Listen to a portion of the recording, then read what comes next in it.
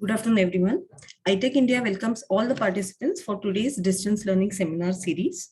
In continuation to the series that we conducted in English on the National Operational Guidelines for ART Services 2021, we are now conducting this series in Hindi, Tamil, and Telugu language.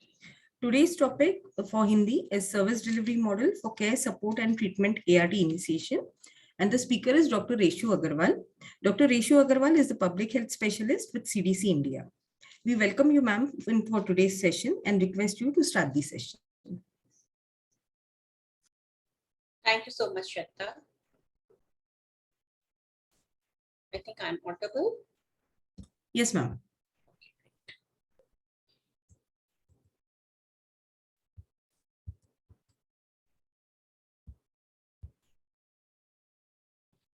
So आज के session में जैसे श्वेता बता रही थी कि 2021 में नैको ने ART ऑपरेशनल गाइडलाइंस रिवाइज की हैं और हमारे पास जो पहले के गाइडलाइंस थे वो जुलाई 2012 के थे। उसके बाद ये रिवाइज गाइडलाइंस 2021 में जो अपडेट हुए हैं ये मुझे उम्मीद है कि आप सबको मिल गए होंगे आपके ART सेंटर्स को। इसका सॉफ्ट कॉपी नैको ने सबको सर्कुलेट किया है। ये गाइडलाइंस में मेन चेंज क्या है? तो पिछली बार के कंपैरेटिवली बहुत सारे नए अपडेट्स, नई चीजें प्रोग्राम में इंट्रोड्यूस की गई हैं और नई चीजों में बेसिकली 2017 में ट्रीट ऑल पॉलिसी इंप्लीमेंट हुई, फिर routine viral load testing implement हुई, फिर डिफरेंशिएटेड केयर मॉडल्स इंप्लीमेंट हुए जिसमें आपको सबको पता है मल्टी मंथ डिस्पेंसेशंस इंप्लीमेंट हुए। उसके अलावा डेटा सिस्टम्स में भी बहुत सारे चेंजेस हुए हैं। ART रेजिमेंट्स को लेकर अब DTT based ART regiments introduce हुई हैं प्रोग्राम में, तो वो सब चेंजेस हुए हैं। और उसके अलावा कम्युनिटी का इन्वॉल्वमेंट भी प्रोग्राम में बढ़ गया है और कम्युनिटी साइट्स को भी हम ऐसे रिफिल साइट्स सब उनको एक्नॉलेज कर रहे हैं जिससे कि पेशेंट्स के लिए ज्यादा आसान हो अपनी दवाई नियमित रूप से लेना। तो पूरा जो फोकस है अब वो पेशेंट सेंट्रिक केयर की तरफ है या पर्सन सेंट्रिक केयर की तरफ है, जिससे कि क्योंकि ART आप सभी को पता है कि एक ये लाइफ लॉन्ग दवाई है।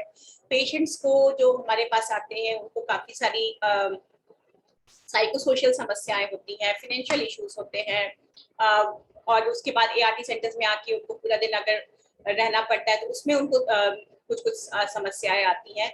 तो जो भी फीडबैक इतने सालों में प्रोग्राम को मिला है कम्युनिटी से, ART सेंटर से, सैट से, वो सारा उसमें इनकॉर्पोरेट करके ये सारी गाइडलाइंस को अपडेट किया गया है।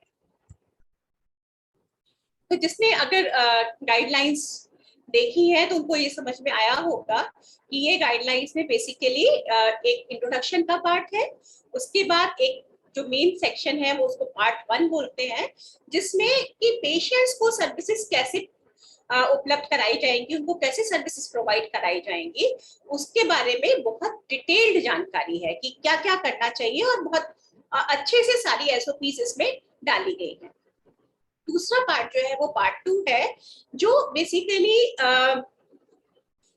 जो सर्विस डिलीवरी मॉडल्स हैं उनको कैसे इम्प्लीमेंट करना है वो उसकी जानकारी देते हैं। तो पार्ट 1 जो है आपको पेशेंट्स के साथ कैसे सर्विसेज केटर करनी है उसकी बात है।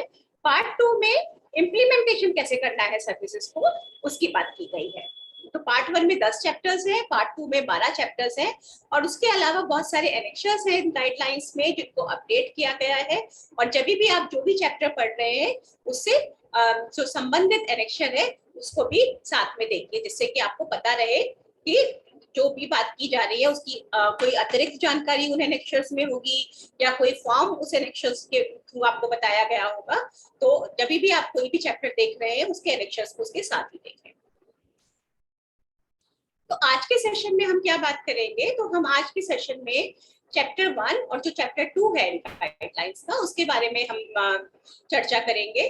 तो जो पहला इसका चैप्टर है वो है सर्विस डिलीवरी मॉडल्स के ऊपर कि केयर सपोर्ट एंड ट्रीटमेंट देने के लिए हमारे पास क्या सर्विस डिलीवरी मॉडल्स है नेशनल एड्स कंट्रोल प्रोग्राम में। और फिर दूसरा चैप्टर है ART इनिशिएशन, क्योंकि हमारा जब भी कोई भी पेशेंट ICTC में डायग्नोज होता है तो उसके बाद जो पहला स्टेप आता है वो ट्रीटमेंट इनिशिएशन का आता है, ART इनिशिएशन का आता है। तो हम उसके बारे में आज बात करेंगे। तो इस सेशन में सर्विस डिलीवरी मॉडल्स हो जाएंगे। फिर जब ART स्टार्ट करेंगे तो उसके क्या क्या स्टेप्स हैं उसके बारे में हम बहुत विस्तृत रूप से बात करेंगे कि रजिस्ट्रेशन कैसे करना है, पेशेंट का प्रिपेयर्डनेस काउंसलिंग कैसे करना है, पेशेंट का जो इनिशियल इवैल्यूएशन है उसका एग्जामिनेशन है वो कैसे करना है।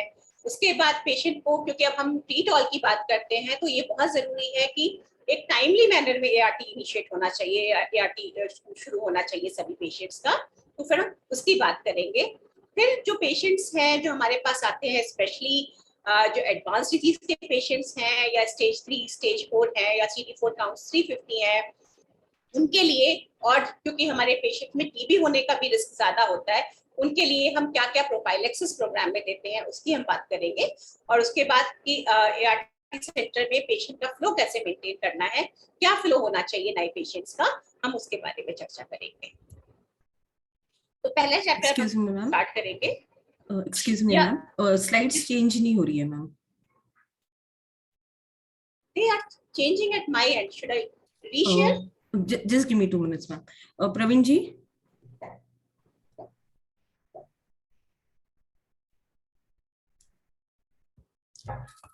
Namita, you were able to see the slides? हाँ, अभी तो आ रही है मैम।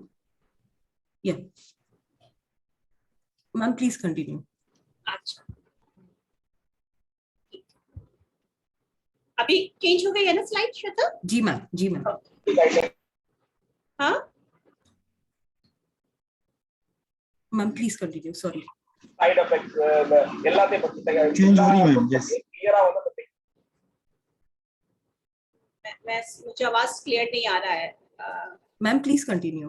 Okay, yes.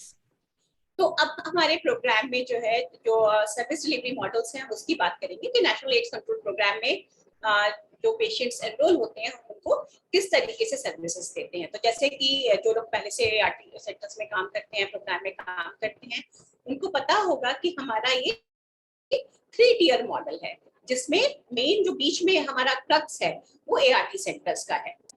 और ART सेंटर से जो पेशेंट्स बेसिकली अगर ART सेंटर में उनको हम मैनेज नहीं कर पाते हैं, कोई कॉम्प्लिकेटेड केसेस होते हैं, या जो पेशेंट्स फर्स्ट लाइन ART को फेल कर रहे होते हैं, उनके लिए हम पेशेंट्स का जो सलाह है या पेशेंट्स के लिए जो कंसल्टेशन है वो COE या ART प्लस से लेते हैं। और COE और ART प्लस जो है सिलेक्ट मेडिकल कॉलेजेस में अवेलेबल है।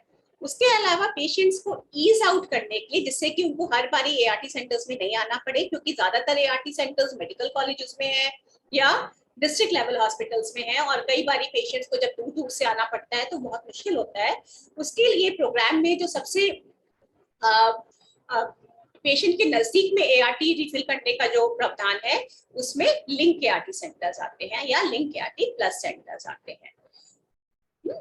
और अभी अगर हम इस टाइम की बात करें तो अभी प्रोग्राम में लगभग 645 ART सेंटर्स और लगभग 1300 लिंक ART सेंटर्स और 310 केयर एंड सपोर्ट सेंटर्स इस टाइम पे पेशेंट्स को सर्विसेज प्रोवाइड कर रहे हैं।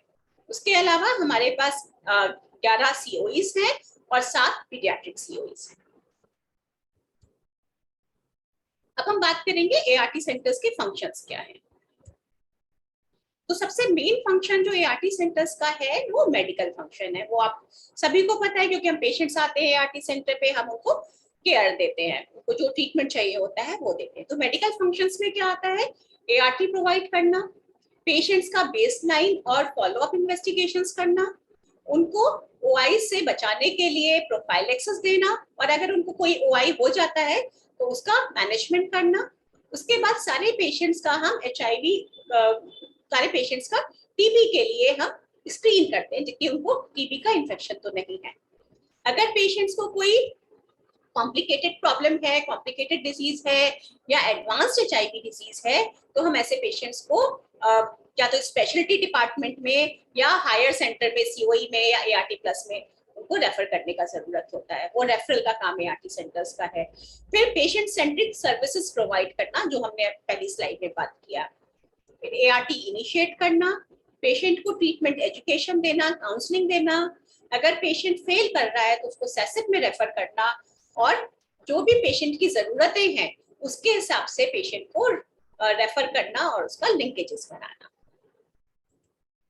फिर दूसरा जो फंक्शन है वो है साइको सोशल फंक्शन। तो अभी जैसे हम मेडिकल फंक्शंस की बात कर रहे थे, लेकिन हमारे पेशेंट्स में साइको सोशल सपोर्ट देना वो बहुत जरूरी होता है। तो ज्यादातर पेशेंट क्योंकि जब वो डिटेक्ट होते हैं HIV का नाम सुनकर ही, या तो वो डर जाते हैं, फिर वो ART में आते हैं, तो उनको एक बहुत प्रॉपर साइको सोशल सपोर्ट का जरूरत होता है, और जिसके लिए हमारे ART सेंटर्स बिल्कुल प्रतिबद्ध हैं। तो साइको सोशल सपोर्ट सारे PLHIV को और उनके केयर गिवर्स को देना एक ART सेंटर का मुख्य उद्देश्य है। उसके अलावा पेशेंट्स को जब हम ट्रीटमेंट पे स्टार्ट करते हैं तो उनको अडियरेंस के लिए काउंसलिंग देते हैं, जिससे कि वो अपने ट्रीटमेंट को जिस तरीके से उनको बताया जा रहा है, जिस तरीके से प्रिस्क्राइब किया जा रहा है, उस तरीके से ले और लगातार ले, वो बीच में ट्रीटमेंट नहीं छोड़े, क्योंकि ART लाइफ लॉन्ग ट्रीटमेंट है। उसके अलावा पेशेंट को एजुकेशन देना न्यूट्रिशन पर और हेल्दी लिविंग पर, एजुकेशन पेशेंट्स, उसके अलावा पेशेंट्स को एजुकेट करना सेक्सुअल हेल्थ और सेफर सेक्स प्रैक्टिसेस के लिए। और उसके अलावा जो एक मेन फंक्शन है वो है उनको हेल्प करना, जिससे कि वो अपने पार्टनर्स को, अपने स्पाउस को डिस्क्लोजर कर सकें अपने स्टेटस का, और उनके पार्टनर्स का, स्पाउस का और बच्चों का टेस्टिंग हो पाए। फिर अगर उन पेशेंट्स को कोई स्पेशल काउंसलिंग की जरूरत है, अगर वो फेल कर रहे हैं, वो अडियर नहीं कर पा रहे हैं ट्रीटमेंट पर किसी भी वजह से, तो उनको स्टेप अप काउंसलिंग प्रोवाइड करना। फिर facilitate linkages and with care and support centre, क्योंकि अगर पेशेंट्स को कोई लीगल सपोर्ट की जरूरत है, कोई सोशल सेक्टर नेट की जरूरत है, तो वो services care and support centres में उपलब्ध है, और हम उनके साथ अपने पेशेंट्स को लिंक कर देते हैं।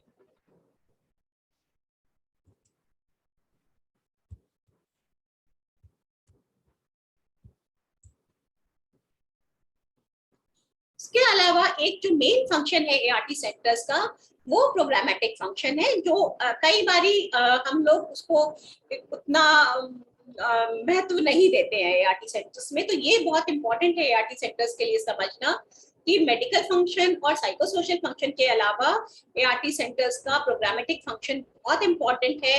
और ART सेंटर में जो भी सर्विसेज आप पेशेंट्स को देते हैं, उसी की वजह से हम जो, अगर आप जानते हो 95 95 95 कैस्केड, तो उसी की वजह से, क्योंकि ये हमारा टारगेट है, और 95 95 95 का मतलब ये होता है कि हमारे देश में जितने भी HIV से संक्रमित मरीज हैं, उसमें से कम 95% को उनका स्टेटस पता होना चाहिए। फिर जब उनको स्टेटस पता लग गया है, तो कम से कम उनमें से जिनको स्टेटस पता है 95% पेशेंट्स हमारे ट्रीटमेंट पर होने चाहिए, और ट्रीटमेंट में शुरू करने के बाद वो हमारे ट्रीटमेंट पे रिटेन होने चाहिए, उनको ट्रीटमेंट लगातार लेना चाहिए, और उनका वायरल लोड सप्रेशन होना चाहिए। तो ये गवर्नमेंट ऑफ इंडिया का भारत से एड्स को खत्म करने का टारगेट है 95 95 95, और ये जो है ग्लोबल टारगेट्स के साथ अलाइंड है। तो ये बहुत इंपॉर्टेंट टारगेट है। और इसमें क्योंकि आप ART सेंटर्स में जितने भी पेशेंट्स डिटेक्ट होते हैं, उनको सारे सर्विसेज ART सेंटर्स से ही मिलती हैं, तो इसलिए ART सेंटर्स का इस टारगेट को अचीव करने में, इस टारगेट तक पहुंचने में बहुत महत्वपूर्ण योगदान है। इसके अलावा proper recording and timely reporting, क्योंकि जब डेटा आप जो रिपोर्ट पेशेंट के बारे में जो भी डॉक्यूमेंट करते हैं, जो भी लिखते हैं, वाइट कार्ड बनाते हैं, रजिस्टर्स मेंटेन करते हैं, वो बहुत इंपॉर्टेंट है, क्योंकि उसी की वजह से आप पेशेंट को मॉनिटर कर पाते हैं और प्रोग्राम में क्या हो रहा है उसको मॉनिटर कर पाते हैं। तो जो भी डेटा आ रहा है उसको प्रॉपरली रिकॉर्ड करना और NACO को टाइमली मैनर में उसको रिपोर्ट करना, वो बहुत महत्वपूर्ण है।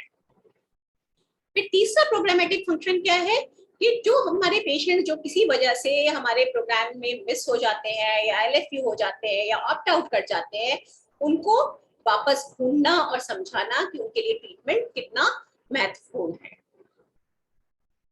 फिर अलग जो दूसरे प्रोग्राम्स हैं, जो और प्रोग्राम सर्विसेज देते हैं पेशेंट्स के लिए, उनके साथ लिंकेजेस बनाना।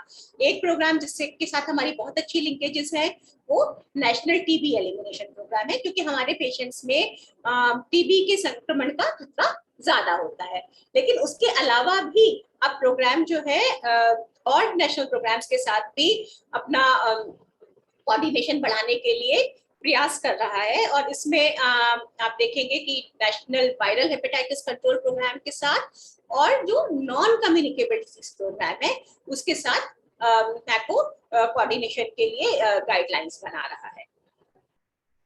फिर जो लिंक ART सेंटर्स हैं उनको सपोर्ट करना, उनको मेंटर करना, उनको गाइड करना, ये भी ART सेंटर्स का काम है।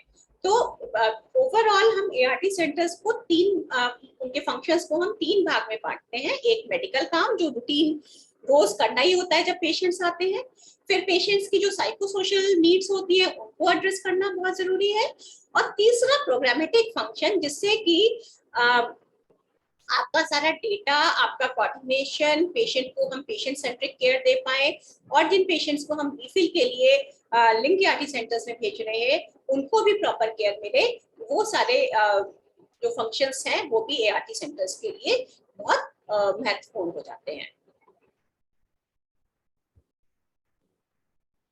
फिर लिंक ART सेंटर्स का बात करें तो लिंक ART सेंटर्स में अभी आपको पता है कि पहले लिंक ART सेंटर्स हम कहाँ एस्टैब्लिश करते थे, तो ज्यादातर लिंक ART सेंटर्स जो एस्टैब्लिश होते थे वो किसी CHC या PHC में होते थे और गवर्नमेंट हेल्थ फैसिलिटी में ही होते थे। लेकिन अब जैसे कि मैंने पहले कहा था कि हम पेशेंट सेंट्रिक केयर की तरफ मूव कर रहे हैं, तो अब क्या हो रहा है कि लिंक ART सेंटर को TI-NGO में या OST सेंटर में या केयर एंड सपोर्ट सेंटर में, प्रिजन में, या और कोई कम्युनिटी लेवल साइट है अगर NGO में या CPO में या किसी CSO में, वहां पे भी एस्टैब्लिश करा जा सकता है। तो आपको अगर लगता है कि आपके पेशेंट्स किसी एक पर्टिकुलर जगह से आते हैं या किसी पर्टिकुलर ग्रुप को बिलोंग करते हैं और उनके लिए इजी होगा इस डिसेंट्रलाइज साइट से रिफिल लेना, तो आप अपने सेक्स के साथ बात करके कम्युनिटी साइट्स में भी लिंक ART सेंटर्स एस्टैब्लिश करवा सकते हैं। दूसरा जो एक और चेंज हुआ है गाइडलाइंस में पिछले गाइडलाइन के कंपैरेटिवली, वो है लिंक ART प्लस सेंटर्स में, क्योंकि पहले जब हम प्री-टॉल नहीं करते थे तो link ART plus centres patients को प्री ART केयर देते थे, लेकिन अब प्री-टॉल के बाद सभी पेशेंट्स को हमको ट्रीटमेंट पे स्टार्ट करना है, तो वो वाला फंक्शन अब कोई काम का नहीं रहा है। तो अब जो है NACO ने ये डिसाइड किया है कि LAC प्लस सेंटर्स जो है उनको ऑथोराइज किया जाएगा after approval from NACO and SAGS कि वो लोग भी पेशेंट्स में ART स्टार्ट कर सकते हैं। और ऐसा डिसीजन इसलिए लिया गया है क्योंकि ART सेंटर्स का नंबर लिमिटेड है और ICTCs का नंबर बहुत ज्यादा है, तो कई बारी जब दूर दूर के एरियाज में ICTC पे डिटेक्शन होता है तो पेशेंट्स को बड़ा मुश्किल होता है ART सेंटर में आना। तो ये अगेन एक पेशेंट को सुविधा देने के लिए, उनकी ट्रीटमेंट को आसान बनाने के लिए NACO ने स्टेप लिया है। ठीक है, लिंक ART सेंटर और LAC प्लस सेंटर का हम और विस्तृत में बात जो है अगले सेशन में करेंगे, जब हम लिंक ART सेंटर का एक पूरा फुल फ्लेजेड सेशन करेंगे। फिर सेंटर्स ऑफ एक्सीलेंस के बारे में आपको मैंने बताया था कि ये हायर सेंटर्स हैं जहाँ पे आपके कॉम्प्लिकेटेड केसेस के लिए आप पेशेंट्स को भेज सकते हैं, या उनको अगर कोई वो फेल हो रहे हैं तो उनको हम सेकेंड लाइन या थर्ड लाइन के प्रिस्क्रिप्शन के लिए भेज सकते हैं। एक नया जो मॉडल प्रोग्राम ने अब गाइडलाइंस में रिकमेंड किया है वो है community ART refill group. Community ART refill group का मतलब है कि पेशेंट्स को एक ग्रुप में भी ART दिया जा सकता है, और ये निर्णय NACO ने स्पेशली ऐसी ज्योग्राफीज को ध्यान में रखते हुए लिया है जहाँ पे पेशेंट्स को बार बार आना बहुत मुश्किल होता है, स्पेशली जैसे नॉर्थ ईस्ट हो गया, हिली एरियाज हो गए, ट्राइबल एरियाज हो गए, तो वहां पे उनको ट्रांसपोर्टेशन भी नहीं मिलता और ART सेंटर्स भी बहुत दूर दूर होते हैं, तो वो कई बारी ART नहीं लेने आ पाते हैं और जिसकी वजह से उनका ART छूट जाता है। तो इसलिए अभी NACO ने निर्णय ले लिया है कि इन पेशेंट्स को एक ग्रुप बनाकर उनको ART दिया जा सकता है, और इसके बारे में भी कि कम्युनिटी ART रिफिल ग्रुप की जो कैसे बनाए जाएंगे और उनको कैसे मॉनिटर किया जाएगा, इसके बारे में भी हम आगे के जो सेशंस करेंगे उसमें बात करेंगे। अब आते हैं ART इनिशिएशन पर। तो ART इनिशिएशन का बात करते हैं तो जो आप पहले जो गाइडलाइन थी उसके कंपैरेटिवली अब इस चैप्टर में क्या चेंज हुआ है। तो पहले ट्रीटॉल नहीं होता था, प्री आरटी केयर होता था। तो प्री आरटी केयर अभी हटा दिया गया है। अभी पेशेंट जब भी रजिस्टर हो जाता है उसको हमको एआरटी ऑफर करना होता है, तो ट्रीटॉल पॉलिसी इंक्लूड कर दिया गया है। फिर प्रिपेयर्डनेस काउंसलिंग थोड़ा ज्यादा डिटेल में कि आपको कैसे करना है, और इसके लिए कुछ टूल्स भी दिए गए हैं। और जब तक पेशेंट रजिस्टर होने के बाद एआरटी में स्टार्ट नहीं होता है, उस फेज को हम प्रिपेयर्डनेस फेज भी कहते हैं। फिर रैपिड एआरटी इनिशिएशन का बात करेंगे, क्योंकि मैंने जैसे बोला कि अब प्रीटॉल के बाद हमारा जो उद्देश्य है वो पेशेंट्स को जल्दी से जल्दी एआरटी पे इनिशिएट करने का है।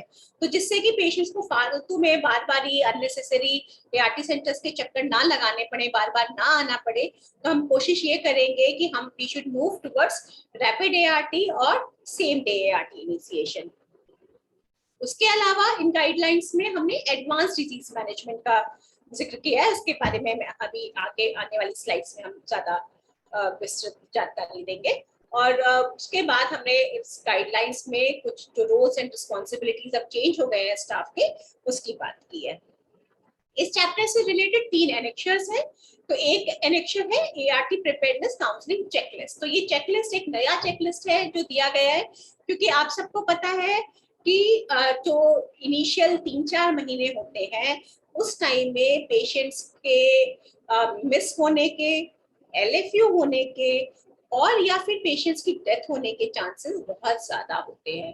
तो ये टाइम बहुत क्रूशियल टाइम होता है, और हम चाहते हैं कि सभी पेशेंट्स को एक प्रॉपर सिस्टमैटिक केयर मिले। तो इसके लिए ये चेकलिस्ट आप सभी को, जो भी नए पेशेंट्स एआरटी सेंटर में एआरटी पे एनरोल होंगे, एचआईवी केयर में रजिस्टर होंगे, उन सब के लिए ये एआरटी प्रिपेयर्डनेस चेकलिस्ट भरना है।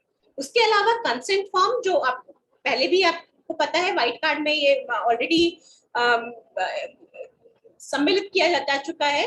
तो इस कंसेंट फॉर्म में थोड़े से चेंजेस किए गए हैं based on the HIV act. उसके अलावा जैसे हमने बात की थी कि ये बहुत जरूरी है कि पेशेंट अपना स्टेटस अपने स्पाउस को, अपने पार्टनर को डिस्क्लोज करे, और पेशेंट से जितने भी लोग संबंधित हैं, मतलब जो उसके पार्टनर्स हैं, सेक्सुअल पार्टनर्स हैं या इंजेक्टिंग पार्टनर्स हैं या उसके जो बच्चे हैं, उनका टेस्ट होना बहुत जरूरी है। तो उसके बारे में एक एनेक्शर ऐड किया गया है, जिससे कि एआरटी सेंटर्स को इजी हो इंडेक्स टेस्टिंग करवाना। प्रीटॉल पॉलिसी आप सभी जानते हो। प्रीटॉल पॉलिसी का मतलब है कि अब जो है 2017 के बाद से नैको ने ये डिसीजन ले लिया है कि सारे ही पेशेंट्स जो भी जिनमें भी एचआईवी डायग्नोज होगा उन सबको एआरटी मिलेगा। वो सारे के सारे पेशेंट्स एआरटी के लिए एलिजिबल हैं, चाहे उनका कुछ भी CD4 काउंट हो, कोई भी उनके WHO स्टेजिंग हो, या वो किसी भी एज ग्रुप को बिलोंग करते हो, या वो किसी भी पॉपुलेशन ग्रुप को बिलोंग करते हो। क्योंकि पहले इन सब चीजों के लिए अलग अलग गाइडलाइन थी, लेकिन अब सबको एआरटी देना है। तो इसी को हम प्रीटॉल पॉलिसी बोलते हैं। Ma'am, excuse me, ma'am. Yes Ma'am, when do we take the e-poll for the pre-test? Okay, Can we have it now? या please. Okay. Praveen sir, can we have the first question for pre-test?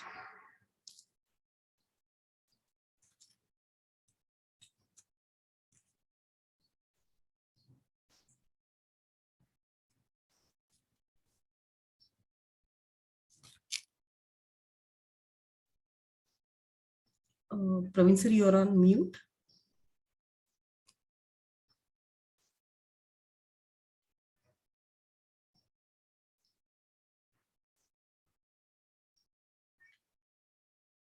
Extremely sorry, ma'am. Please continue with this slide. I'll contact him over the phone.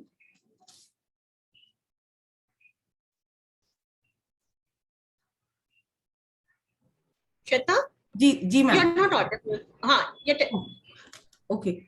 Ma'am, please continue. you are sharing the poll questions. Praveen sir, I'm unable to reach him, ma'am. Yeah, just Yeah. Okay.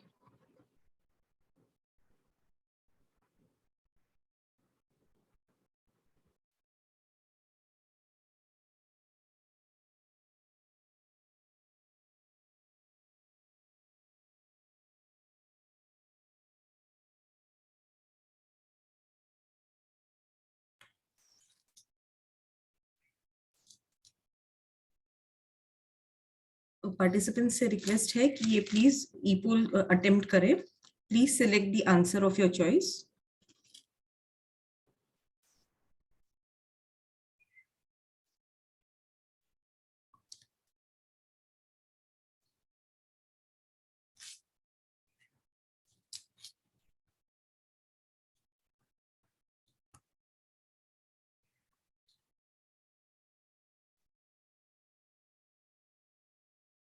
Participant से निवेदन है कि please correct answer पे click कीजिए.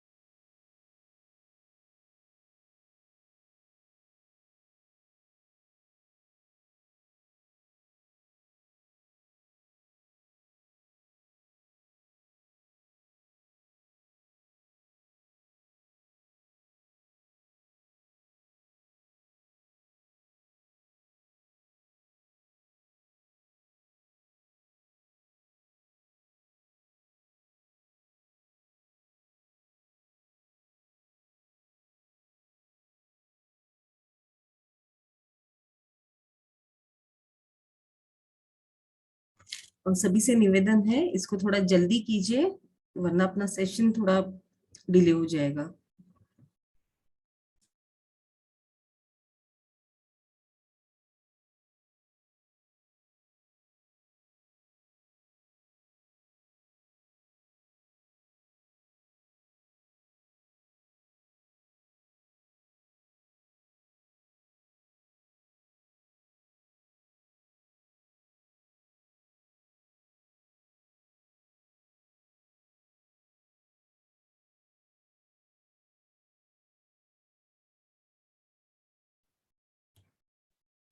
Ma'am, can we stop the first question now?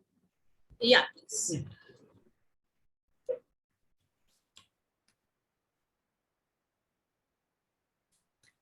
Praveen sir, please share the results.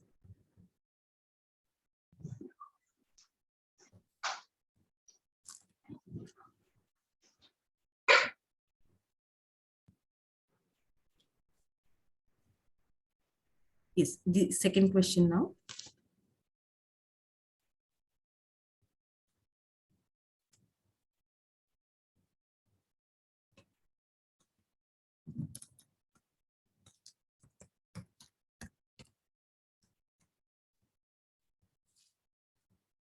Participant से निवेदन है एक बार फिर से ये क्वेश्चन पढ़े और उसके उत्तर को टिक करें. Shweta, can you read the question in Hindi? I think it will be easy for participants. जी मैम. एडवांस डिसीज मैनेजमेंट में ये सारा इंक्लूड होता है. इसमें से बस एक इंक्लूड नहीं होता है, वो आपको देखना है कौन सा नहीं होता है.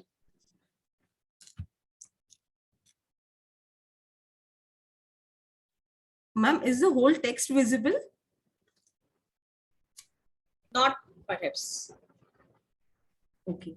I am not actually getting the question. I'm just getting the participants poll. Okay.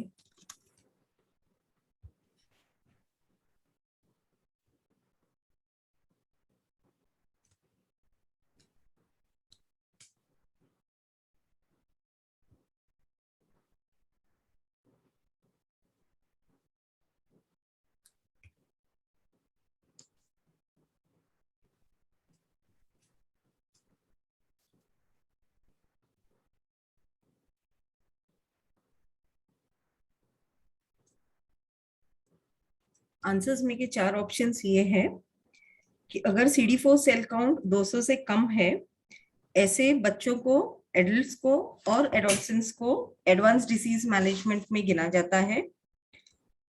जो WHO स्टेज 3 एंड 4 में है, बच्चे, एडल्ट्स और एडोलसेंट्स, उनको एडवांस डिसीज मैनेजमेंट में गिना जाता है. जो बच्चे 5 साल से उम्र से कम है, उनको गिना जाता है। और जो एडल्ट एडोलसेंस और बच्चे 5 साल से ऊपर है पर उनका वायरल लोड 1000 से ज्यादा है, ऐसों को गिना जाता है। तो आपको ये जानना करना है कि एडवांस डिसीज मैनेजमेंट में कौन सा नहीं आता, ये 4 ऑप्शंस में से कौन सा नहीं आता।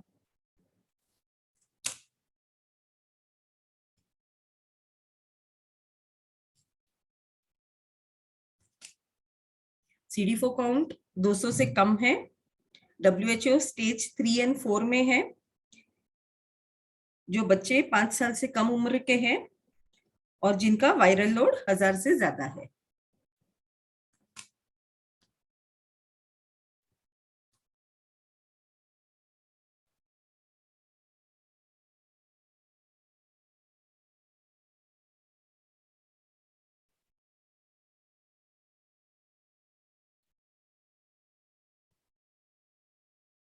Yeah, can we take up the next question now, ma'am? Yes, please. Yeah, Praveen sir, can you please end the poll and display the results? Sure.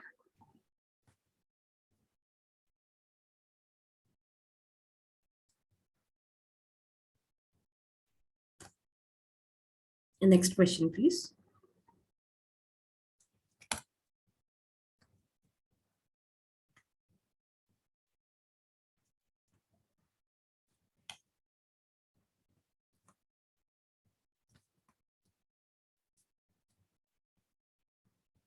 Thank you.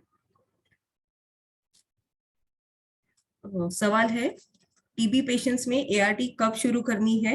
इसमें जिनको टीबी मेनिंजाइटिस है वो पेशेंट्स की बात नहीं हो रही है, बाकी सारे टीबी पेशेंट्स की बात हो रही है।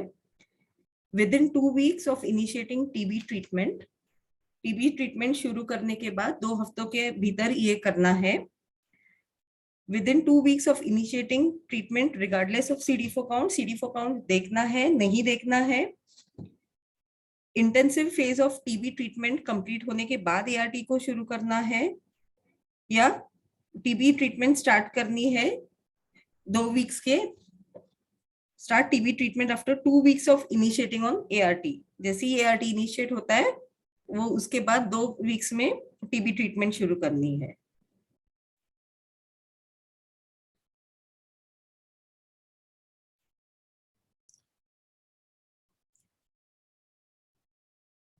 दोबारा क्वेश्चन बोल रही हूँ, टीबी पेशेंट्स में एआरटी की शुरुआत कब करनी है?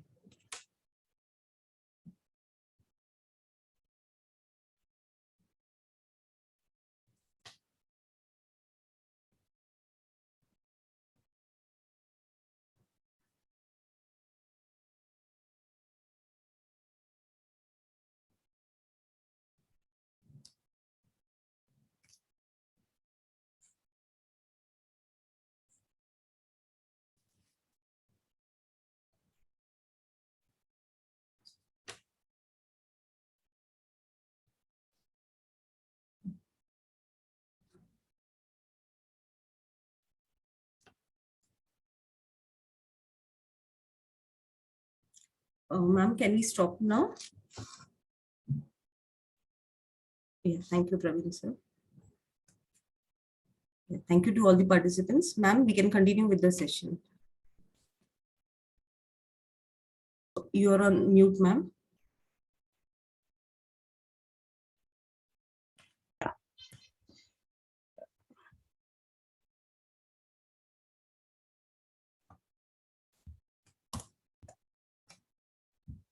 Is my screen visible again? Yes, ma'am. Okay, great.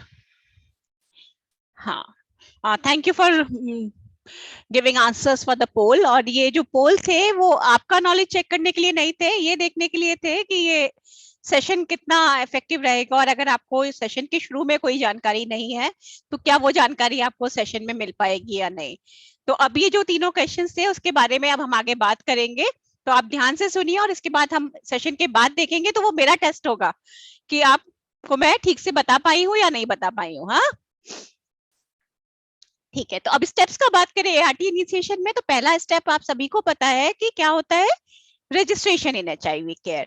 तो रजिस्ट्रेशन इन एचआईवी केयर में हम जो है पेशेंट को ART एनरोलमेंट रजिस्टर में एनरोल करते हैं, जो भी पेशेंट ICTC से डिटेक्ट होते हैं, और उसके साथ जो भी फॉर्मेलिटीज होते हैं उसकी हम अभी बात करेंगे। दूसरा स्टेप है प्रिपेयर्डनेस काउंसलिंग, कि पेशेंट को ART के लिए प्रिपेयर करना। तीसरा है पेशेंट का इनिशियल जो शुरुआती इवैल्यूएशन करना, कि पेशेंट की क्लिनिकल कंडीशन कैसी है, पेशेंट की लैब कंडीशन कैसी है। चौथा है पेशेंट को जो भी प्रोफाइलेक्सिस देना है, CPT देना है या IPT देना है, उसको स्टार्ट करना। और कुछ पेशेंट्स हमारे पास एडवांस डिजीज वाले भी आते हैं, उनको एडवांस डिजीज का पैकेज देना। और पांचवा स्टेप है टाइमली ART इनिशिएशन। तो ये 5 स्टेप्स जो है हमको ART स्टार्ट करने में लगता है, और ये स्टेप्स यहाँ पर आपको सीक्वेंशियली दिख रहे हैं कि एक एक करने के बाद है, लेकिन इसको हमको सीक्वेंशियली नहीं करना है। ये सिर्फ आपको बताने के लिए है कि 5 स्टेप्स होते हैं, बट ये सारे स्टेप्स को हमको एक साथ ही करना है। कि जैसे कि पेशेंट को रजिस्टर किया, साथ साथ ही उसको प्रिपेयर्डनेस काउंसलिंग भी दिया, साथ साथ उसका क्लिनिकल एग्जामिनेशन भी किया, उसको लैब इन्वेस्टिगेशंस के लिए भी रेफर कर दिया, उसको OI अगर के लिए प्रोफाइलेक्सिस हमको प्रिस्क्राइब करना है तो वो भी साथ में कर दिया। और जैसे ही पेशेंट प्रिपेयर्ड है, रेडी है ART स्टार्ट करने के लिए, हम पेशेंट का ART स्टार्ट कर देंगे।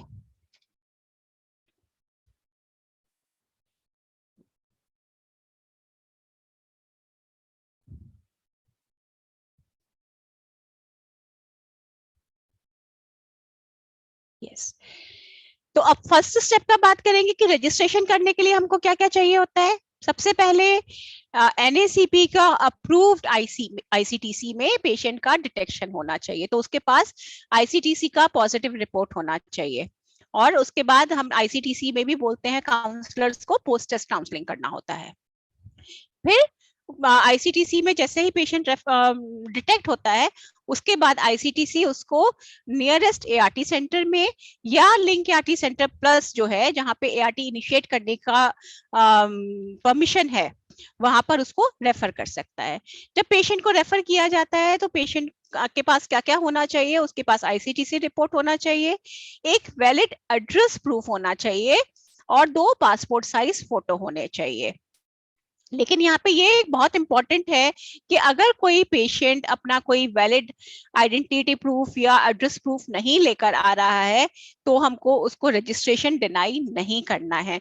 ये सिर्फ हम इसलिए चाहते हैं कि हमारे पास एड्रेस प्रूफ रहना चाहिए पेशेंट का, उसका कॉन्टेक्ट डिटेल्स होना चाहिए, जिससे कि अगर पेशेंट ट्रीटमेंट में अडेयर नहीं करता है, रेगुलरली नहीं आता है, तो हम उसके पास जाकर उसको समझा सकें, उससे बात कर सकें।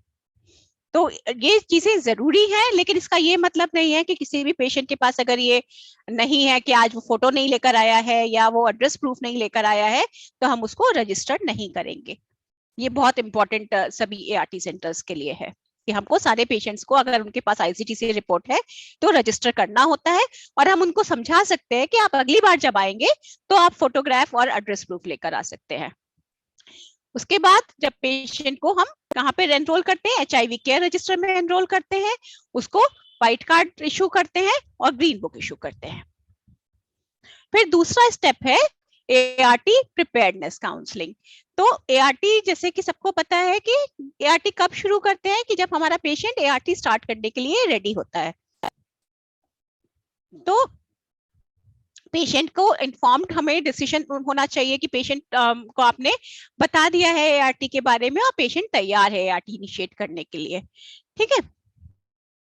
और जब हम प्रिपेयर्डनेस काउंसलिंग का बात करते हैं, तो प्रिपेयर्डनेस काउंसलिंग के में भी हमको एक सब मतलब स्टेप वाइज अप्रोच लेना पड़ता है, कि उसमें बहुत सारे एलिमेंट्स आते हैं, बहुत सारे कंपोनेंट्स हैं जो बहुत जरूरी हैं। तो पहला है एस्टेब्लिशिंग रेपो, मतलब पेशेंट क्योंकि पहली बार ही हमारे पास आया है ART सेंटर में, वो अभी अभी उसको HIV का रिपोर्ट मिला है, तो he is really in a very different state of mind. तो उसके साथ रेपो बनाना कि हाँ ART से को हेल्प करने के लिए, तो उससे एक अच्छे संबंध बनाना, वो स्थापित करना बहुत इंपॉर्टेंट है। दूसरा है providing basic information about HIV and ART, क्योंकि पेशेंट को अभी शायद, क्योंकि अभी ICTC में नया नया डिटेक्ट हुआ है, ज्यादातर पेशेंट्स ऐसे ही आते हैं हमारे पास, तो उनको HIV के बारे में और ART उनको कैसे हेल्प कर सकती है, what are the benefits of ART, ये उनको बताना बहुत जरूरी है। फिर उनको ट्रीटमेंट एजुकेशन देना कि दवाई कैसे ली जाती है, कब तक ट्रीटमेंट लेना है, दवाई से उनको क्या लाभ होगा, वायरल लोड सप्रेशन क्या होता है, वो एजुकेशन उनको बताना, उसके बारे में सारी जानकारी देना। वो एक कि वो पॉजिटिव हो गए हैं, और पॉजिटिव होने का ये मतलब नहीं है कि they can not lead a quality life. वो एक अच्छी लाइफ, अगर वो एआरटी इस्तेमाल करते हैं तो वो एक अच्छी लाइफ जी सकते हैं।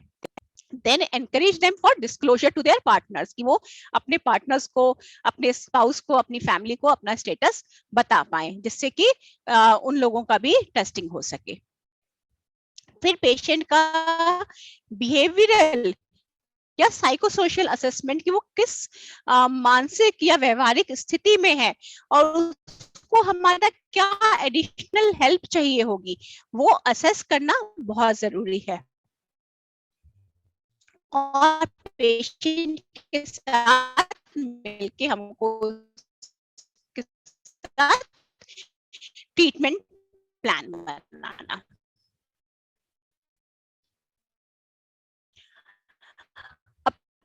एआरटी प्रिपेयर्डनेस काउंसलिंग के जो मेन मुख्य चीज है वो है कि अगर स्टाफ जो हमारे एआरटी सेंटर्स का कर रहा है, जैसे लोगों की जो इवन 2004 से 2005 से भी एआरटी सेंटर्स में काम कर रहे हैं, लेकिन तब से बहुत चेंज आ चुके हैं, तो ये बहुत जरूरी है स्टाफ के लिए। हमें सबको ट्रीटमेंट का जरूरत नहीं होता है। अब हम बोलते हैं कि सबको जल्दी से जल्दी ट्रीटमेंट देना है, तो ये हमको हमारे काउंसलर्स को, हमारे एआरटी सेंटर्स को वो माइंडसेट अपना भी चेंज करना पड़ेगा। ठीक है, पहले हम ज्यादातर CD4 काउंट्स पे डिपेंड करते थे, अब पेशेंट्स का वायरल लोड मॉनिटरिंग हम करते हैं।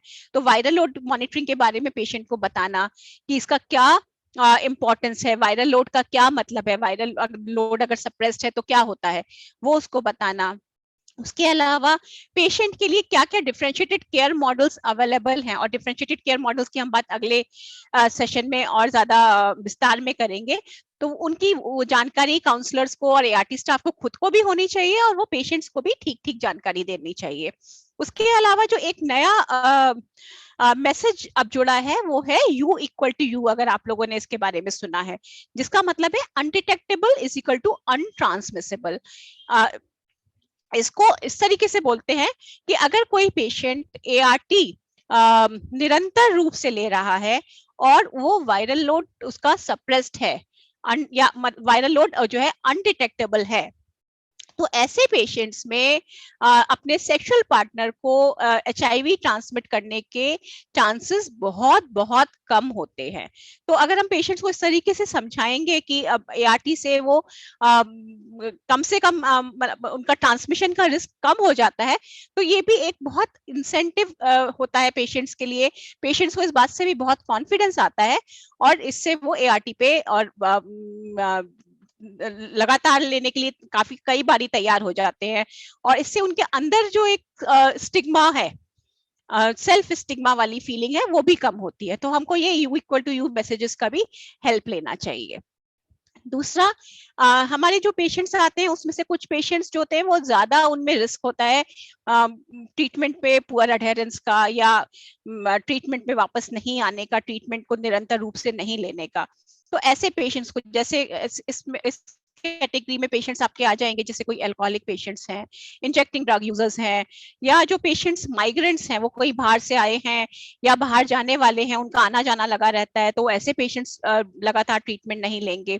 या किसी को मेंटल स्टेटस ऐसा है कि उनको समझ नहीं आ रहा है HIV के बारे में, एआरटी के बारे में, तो ऐसे ग्रुप्स में हमको उनको आइडेंटिफाई करके उनको स्पेशल इंडिविजुअलाइज्ड काउंसलिंग देना चाहिए कि हम उनको किस तरीके से सपोर्ट कर सकते हैं।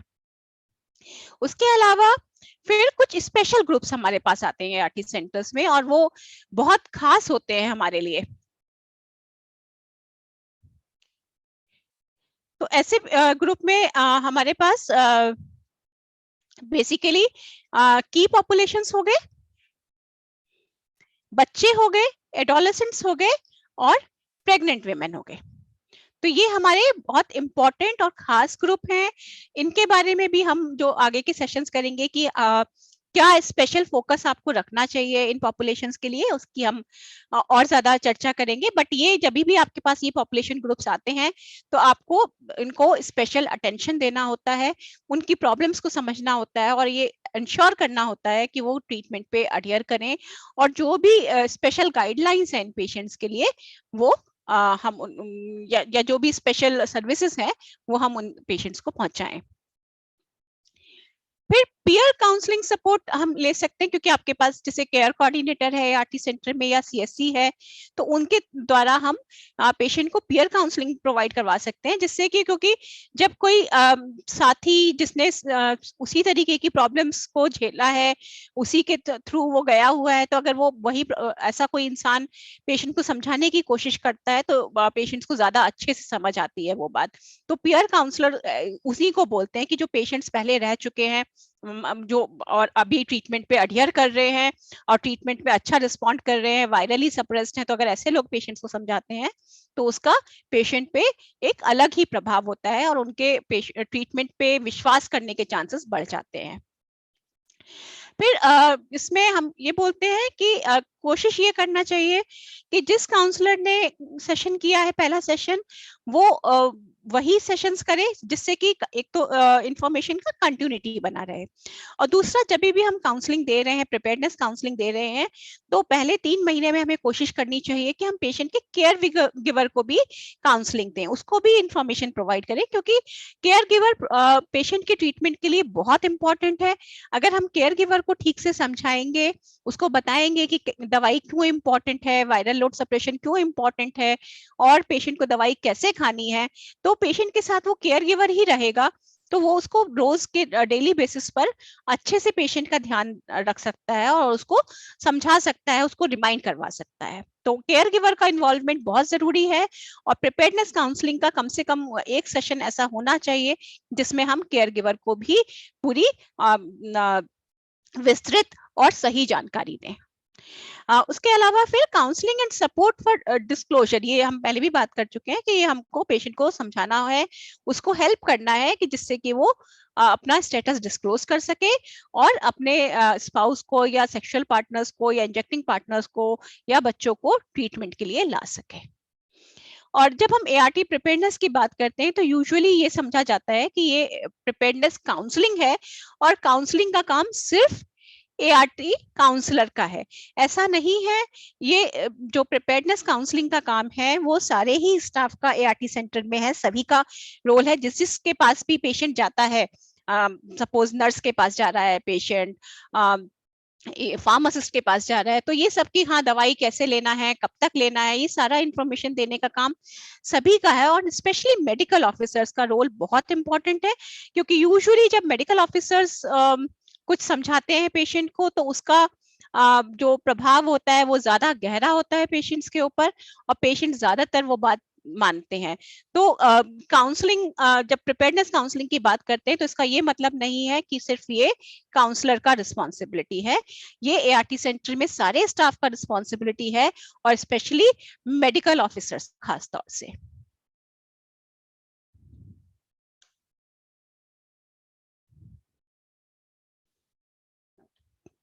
अब शेड्यूल क्या होना चाहिए काउंसलिंग सेशंस का?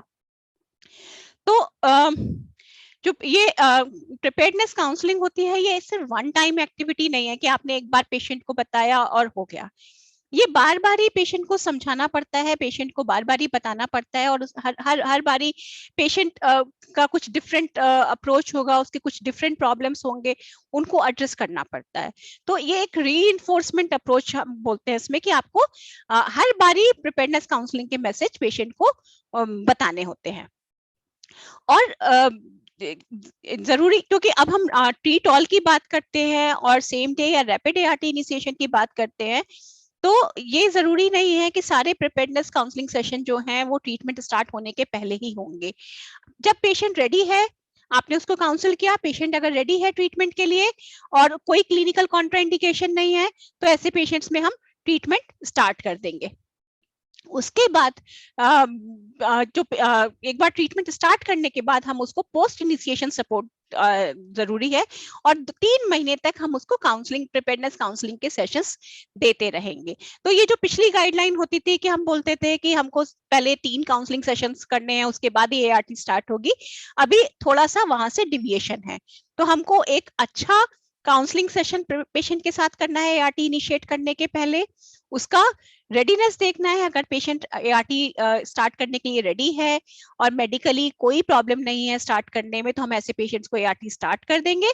और जो बाकी के 3 सेशंस हैं, तो जब वो पेशेंट अगली बारी अगले महीने दवाई लेने आएगा, फिर 2nd मंथ में दवाई लेने आएगा और 3rd मंथ में दवाई लेने आएगा, तब हम देंगे। इस तरीके से काउंसलिंग के टोटल, प्रिपेयरनेस काउंसलिंग के टोटल 4 सेशंस करने होंगे। इस वाले गाइडलाइंस में ये एक 7 पॉइंट काउंसलिंग टूल जो है ऐड किया गया है। ये आपको बेसिकली ART सेंटर स्टाफ को, स्पेशली काउंसलर्स को सपोर्ट करने के लिए है, और इसको आप ये गाइडलाइन में 1 पेजर एक फ्लो डायग्राम है, जिसको आप प्रिंट आउट लेके अपना टेबल पे एज अ रेडी रेकनर भी रख सकते हैं। ठीक है, तो इसमें बेसिकली जब भी आप प्रिपेयरनेस काउंसलिंग स्टार्ट करते हैं पेशेंट्स के साथ, तो पहले तो कि आप उनको अच्छे से इंट्रोड्यूस करिए, अपना उनके साथ रेपो बनाइए और उनको बताइए कि आप उनको क्यों काउंसलिंग दे रहे हैं। ठीक है, तो that is the first thing which is to be done, कि आप उनको पूरा सेशन का पर्पस बताइए। फिर इस सेशन में हमको करना क्या है, काउंसलिंग सेशन में जब हम बोल रहे हैं कि 4 सेशंस करने, तो हर सेशन में हमको क्या करना है। तो पहला स्टेप है कि पेशेंट को HIV और ART के बारे में बताना है। तो जैसे कि हम 5 वेज, आपको पता ही है कि पेशेंट को आप आस्क क्वेश्चंस पूछते हो, उसको असेस करते हो, ठीक है, फिर उसको आप एडवाइस करते हो, उसको असिस्ट करते हो ट्रीटमेंट प्लान में फॉलो करने में। तो ये जो स्टेप्स है, 7 स्टेप्स हैं, ये उसी प्रिंसिपल्स पे बने हुए हैं। तो पहले तो पेशेंट को असेस करना है कि पेशेंट को कितना अंडरस्टैंडिंग है ART का और HIV का। फिर आपको उसको बताना है कि उसकी क्या इन्फॉर्मेशन है, कोई मिसकंसेप्ट्स हैं, उसको नहीं पता, तो वो आपको उसको ठीक से एक्सप्लेन करने हैं। और मेनली अब क्योंकि अब अगेन ये एक चेंज है कि now HIV is a chronic manageable disease like any other chronic disease like hypertension और डायबिटीज। और जैसे बाकी क्रोनिक डिजीजेस में लाइफ लॉन्ग मेडिकेशन चाहिए होता है, उसी तरीके से HIV में भी लाइफ लॉन्ग मेडिकेशन चाहिए। तो ये बात हमको अपने पेशेंट्स को बहुत क्लियरली बताना होता है, और स्पेशली जब नए पेशेंट्स आते हैं, they are really very scared और अफ्रेड।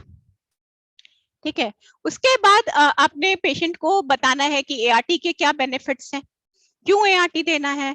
कि जब हम ART देते हैं तो जो पेशेंट के अंदर जो वायरस है, HIV का वायरस है, वो मल्टीप्लाई करना बंद कर देता है और उससे पेशेंट जो है हेल्दी होने लगता है। और फिर जब जैसे हमने U=2 की बात की थी, U=U, वो मैसेज के साथ आपको लिंक करके उसको बताना है। फिर explain the importance of adherence and life long treatment. तो क्योंकि जब आपने उसको बेनिफिट्स बताए हैं ART के, तो फिर अडेयरेंस क्यों इंपॉर्टेंट है और पूरा लाइफ उसको ट्रीटमेंट लेना है, ये बहुत इंपॉर्टेंट है उसको बताना। क्योंकि ज्यादातर कई बार होता है पेशेंट को ये नहीं समझ में आता, पेशेंट को लगा कि अभी मैं बीमार हूँ, दवाई लिया, 6 महीने में, 8 महीने में, 1 साल में ठीक होगा, दवाई छोड़ देगा। तो जब आप शुरू में ही उसको जब मैसेजेस दे रहे हो, पेशेंट का ट्रीटमेंट एजुकेशन कर रहे हो, तो उस टाइम पे उसको ये सारी मैसेजेस क्लियरली देना बहुत इंपॉर्टेंट है। दूसरा इसमें स्टेप 2 आपका है कि पेशेंट को उसका मतलब बेसिकली उसको मोटिवेट करना है कि जिससे कि ही शुड स्टे हेल्दी, वो एक अच्छी हेल्दी लाइफ जिए और क्वालिटी लाइफ जिए।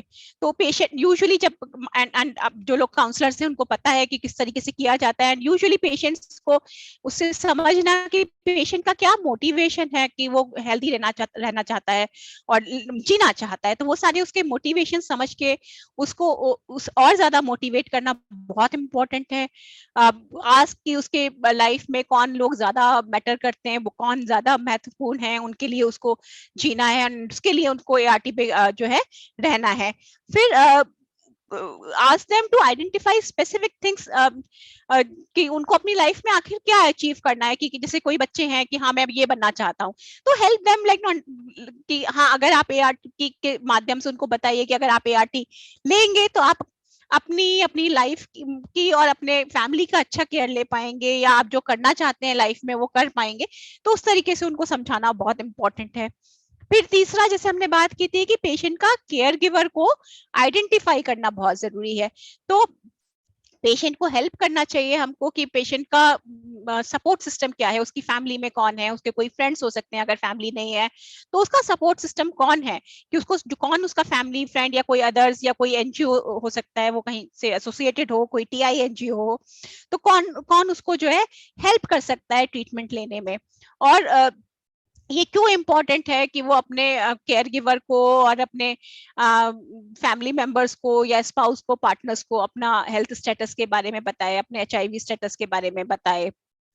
ठीक है, तो ये सब चीजें में हमें उस पेशेंट को और उसका केयर गिवर को आइडेंटिफाई करना चाहिए, और जो भी केयर गिवर आइडेंटिफाई हुआ है उसके साथ भी हमको डिस्कस करना चाहिए कि क्या इश्यूज हैं, उसके क्या कंसर्न्स हैं, और कैसे we can ensure that patient would be retained on ART. फिर चौथा स्टेप है कि जब भी हम पेशेंट से बात कर रहे हैं या उसके केयर गिवर से बात कर रहे हैं, तो उसके क्या कोई हमें ऐसा लग रहा है उससे बात करने के बाद कि कोई पोटेंशियल बैरियर्स हो सकते हैं जिसकी वजह से वो ट्रीटमेंट लेने दोबारा नहीं आएगा या दवाई ठीक से नहीं खाएगा, तो उसको समझना। उसके कोई पर्सनल इश्यूज भी हो सकते हैं, पेशेंट का कोई बिलीफ हो सकता है, पेशेंट के कोई कंसर्न्स हो सकते हैं कि मैं दवाई खाऊंगा तो मेरे घर में और लोगों को पता लग जाएगा कि मैं कोई दवाई खा रहा हूँ, मैं क्या कहूंगा।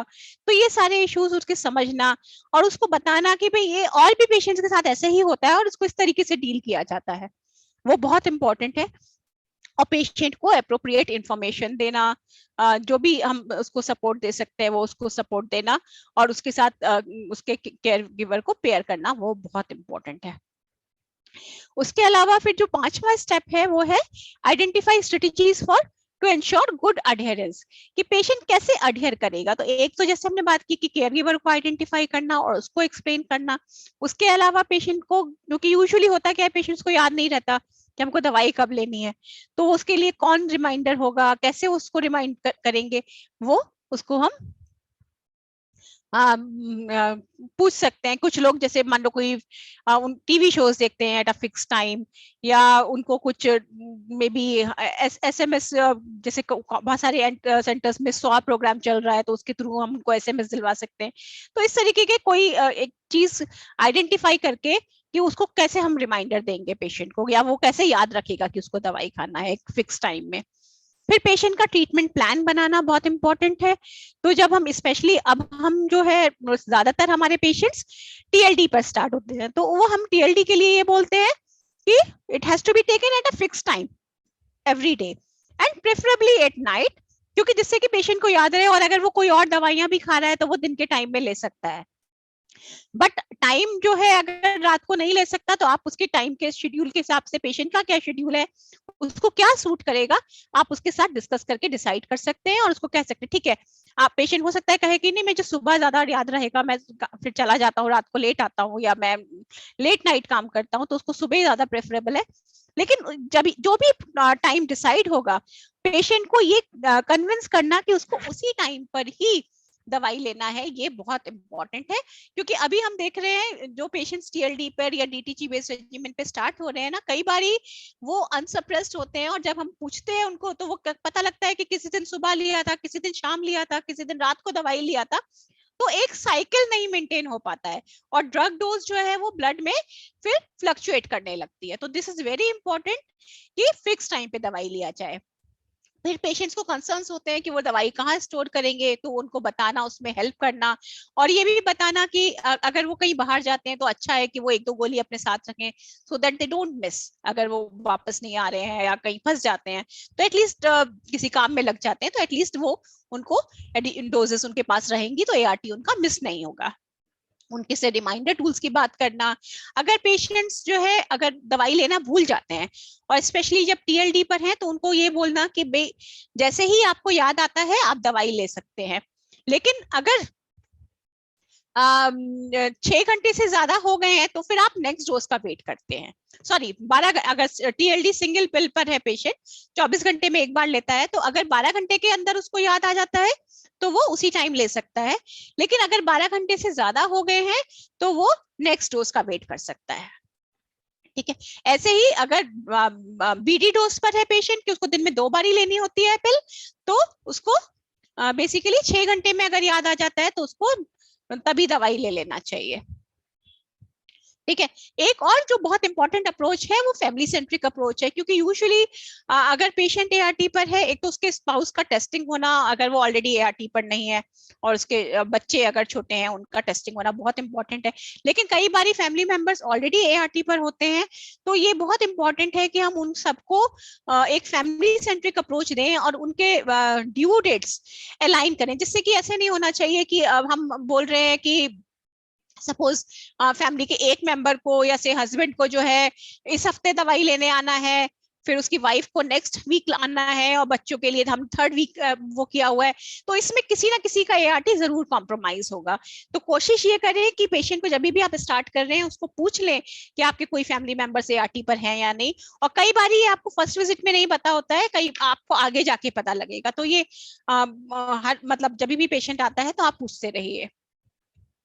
उसके अलावा इस पेशेंट का कोई और दवाई तो नहीं चल रहा है, वो बहुत इंपॉर्टेंट है, स्पेशली ड्रग इंटरेक्शंस के पॉइंट ऑफ व्यू से। डीटीजी के साथ स्पेशली अगर पेशेंट्स कोई एंटासिड्स ले रहे हैं या कोई कैल्शियम सप्लीमेंट्स या विटामिन सप्लीमेंट्स या कोई मिनरल सप्लीमेंट्स ले रहे हैं, उनके साथ इंटरेक्शंस होते हैं। तो हमको ये पेशेंट को बताना बहुत जरूरी है कि प्रॉपर टाइम स्पेसिंग होना चाहिए। अगर कोई भी ऐसी दवाई ली जा रही है, या तो वो 2 घंटे पहले ली जाए या फिर 6 घंटे के बाद ली जाए आरटी के। तो क्योंकि यूजुअली सबका हैबिट होता है एक साथ सारी दवाइयां खाना, तो वो नहीं होना चाहिए। और जो पेशेंट्स हम देख रहे हैं कि हमारा टीएलडी पे सप्रेस नहीं है, एक ये बहुत बड़ा रीजन आ रहा है कि ये पेशेंट्स कई बारी अपने जो मल्टी विटामिन्स वगैरह होते हैं या कैल्शियम सप्लीमेंट्स हैं या एंटासिड्स हैं, वो उनको अपने डीटीजी के साथ लेते हैं। और पेशेंट को ये इन्फॉर्म करना कि अगर कोई भी साइड इफेक्ट्स होते हैं तो या कोई उनको कोई नए भी सिम्टम्स आते हैं, तो they should come back to the ART centre, या एआरटी सेंटर का उनको कॉन्टेक्ट नंबर देना कि they should call back to the ART centre. और सबसे लास्ट में ये है कि पेशेंट के साथ जब आपने इतना सारा सब कुछ बात कर लिया है, तो उसका प्लान फॉर्म अप करना, उसके साथ ये सब चीज डिस्कस करके कि ठीक है वो इस तरीके से ट्रीटमेंट लेगा, उसका नेक्स्ट ड्यू डेट क्या है उसके बारे में उसको ठीक से जानकारी देना, और उसको ये बताना कि नेक्स्ट ड्यू डेट पे उसके लिए आना बहुत जरूरी है। ये इंफॉर्मेशन आपको प्रिपेयर्डनेस काउंसलिंग के सेशंस में देनी है, और इस तरीके के आपको 4 सेशंस करने हैं। अब ये गाइडलाइन में एक एनेक्चर दिया गया है, जैसे मैंने पहले बताया था, ये आपका काउंसलिंग चेकलिस्ट या फॉर्म है, जिससे कि जो भी बात हम कर रहे हैं वो इजी हो जाए और पेशेंट का आप वो डॉक्यूमेंट कर सके। क्योंकि कई बार क्या होता है, पेशेंट ने अपना सपोज पहली विजिट पे कुछ बताया, नेक्स्ट विजिट पे या तो दूसरा काउंसलर ने उसको देखा, और आप बहुत सारे पेशेंट्स को देखेंगे पूरा महीना भर, तो आपको याद नहीं रहेगा कि इस पेशेंट का क्या इशू था, आपने क्या सजेस्ट किया था। तो it is always good to write that down.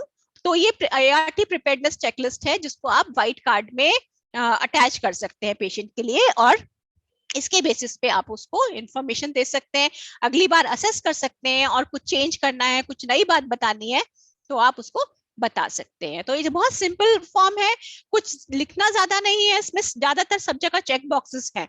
तो अगर आपको जहां पे भी डिटेल मिल रहा है वहां आप चेक बॉक्स कर सकते हैं, अगर वो चेक बॉक्स में फिट नहीं हो रहा है तो आप अदर्स या ऐसे कैटेगरी में उसको लिख सकते हैं। तो इसलिए ये बेसिकली जितने भी स्टेप्स हमने 7 स्टेप्स डिस्कस किए, ये सारे 7 स्टेप्स के लिए आपका एक चेकलिस्ट है, so that you don't miss on any point and everything is documented. सब कुछ आपके पास लिखा हुआ रहेगा, जिससे कि वो पेशेंट दोबारा आए तो आप उससे दोबारा ना पूछें, क्योंकि पेशेंट ने एक बार आपको कितनी मुश्किल से बताया होता है, he has opened his heart, his problems to you, तो आप अगली बार कहते हैं वो मुझे याद ही नहीं है कि आपने क्या बताया था। तो ये बहुत पेशेंट्स के लिए भी बहुत एनॉइंग होता है। तो इट इज वेरी इंपॉर्टेंट कि आप वो रिकॉर्ड रखें जो आप उसको इंफॉर्मेशन दे रहे हैं।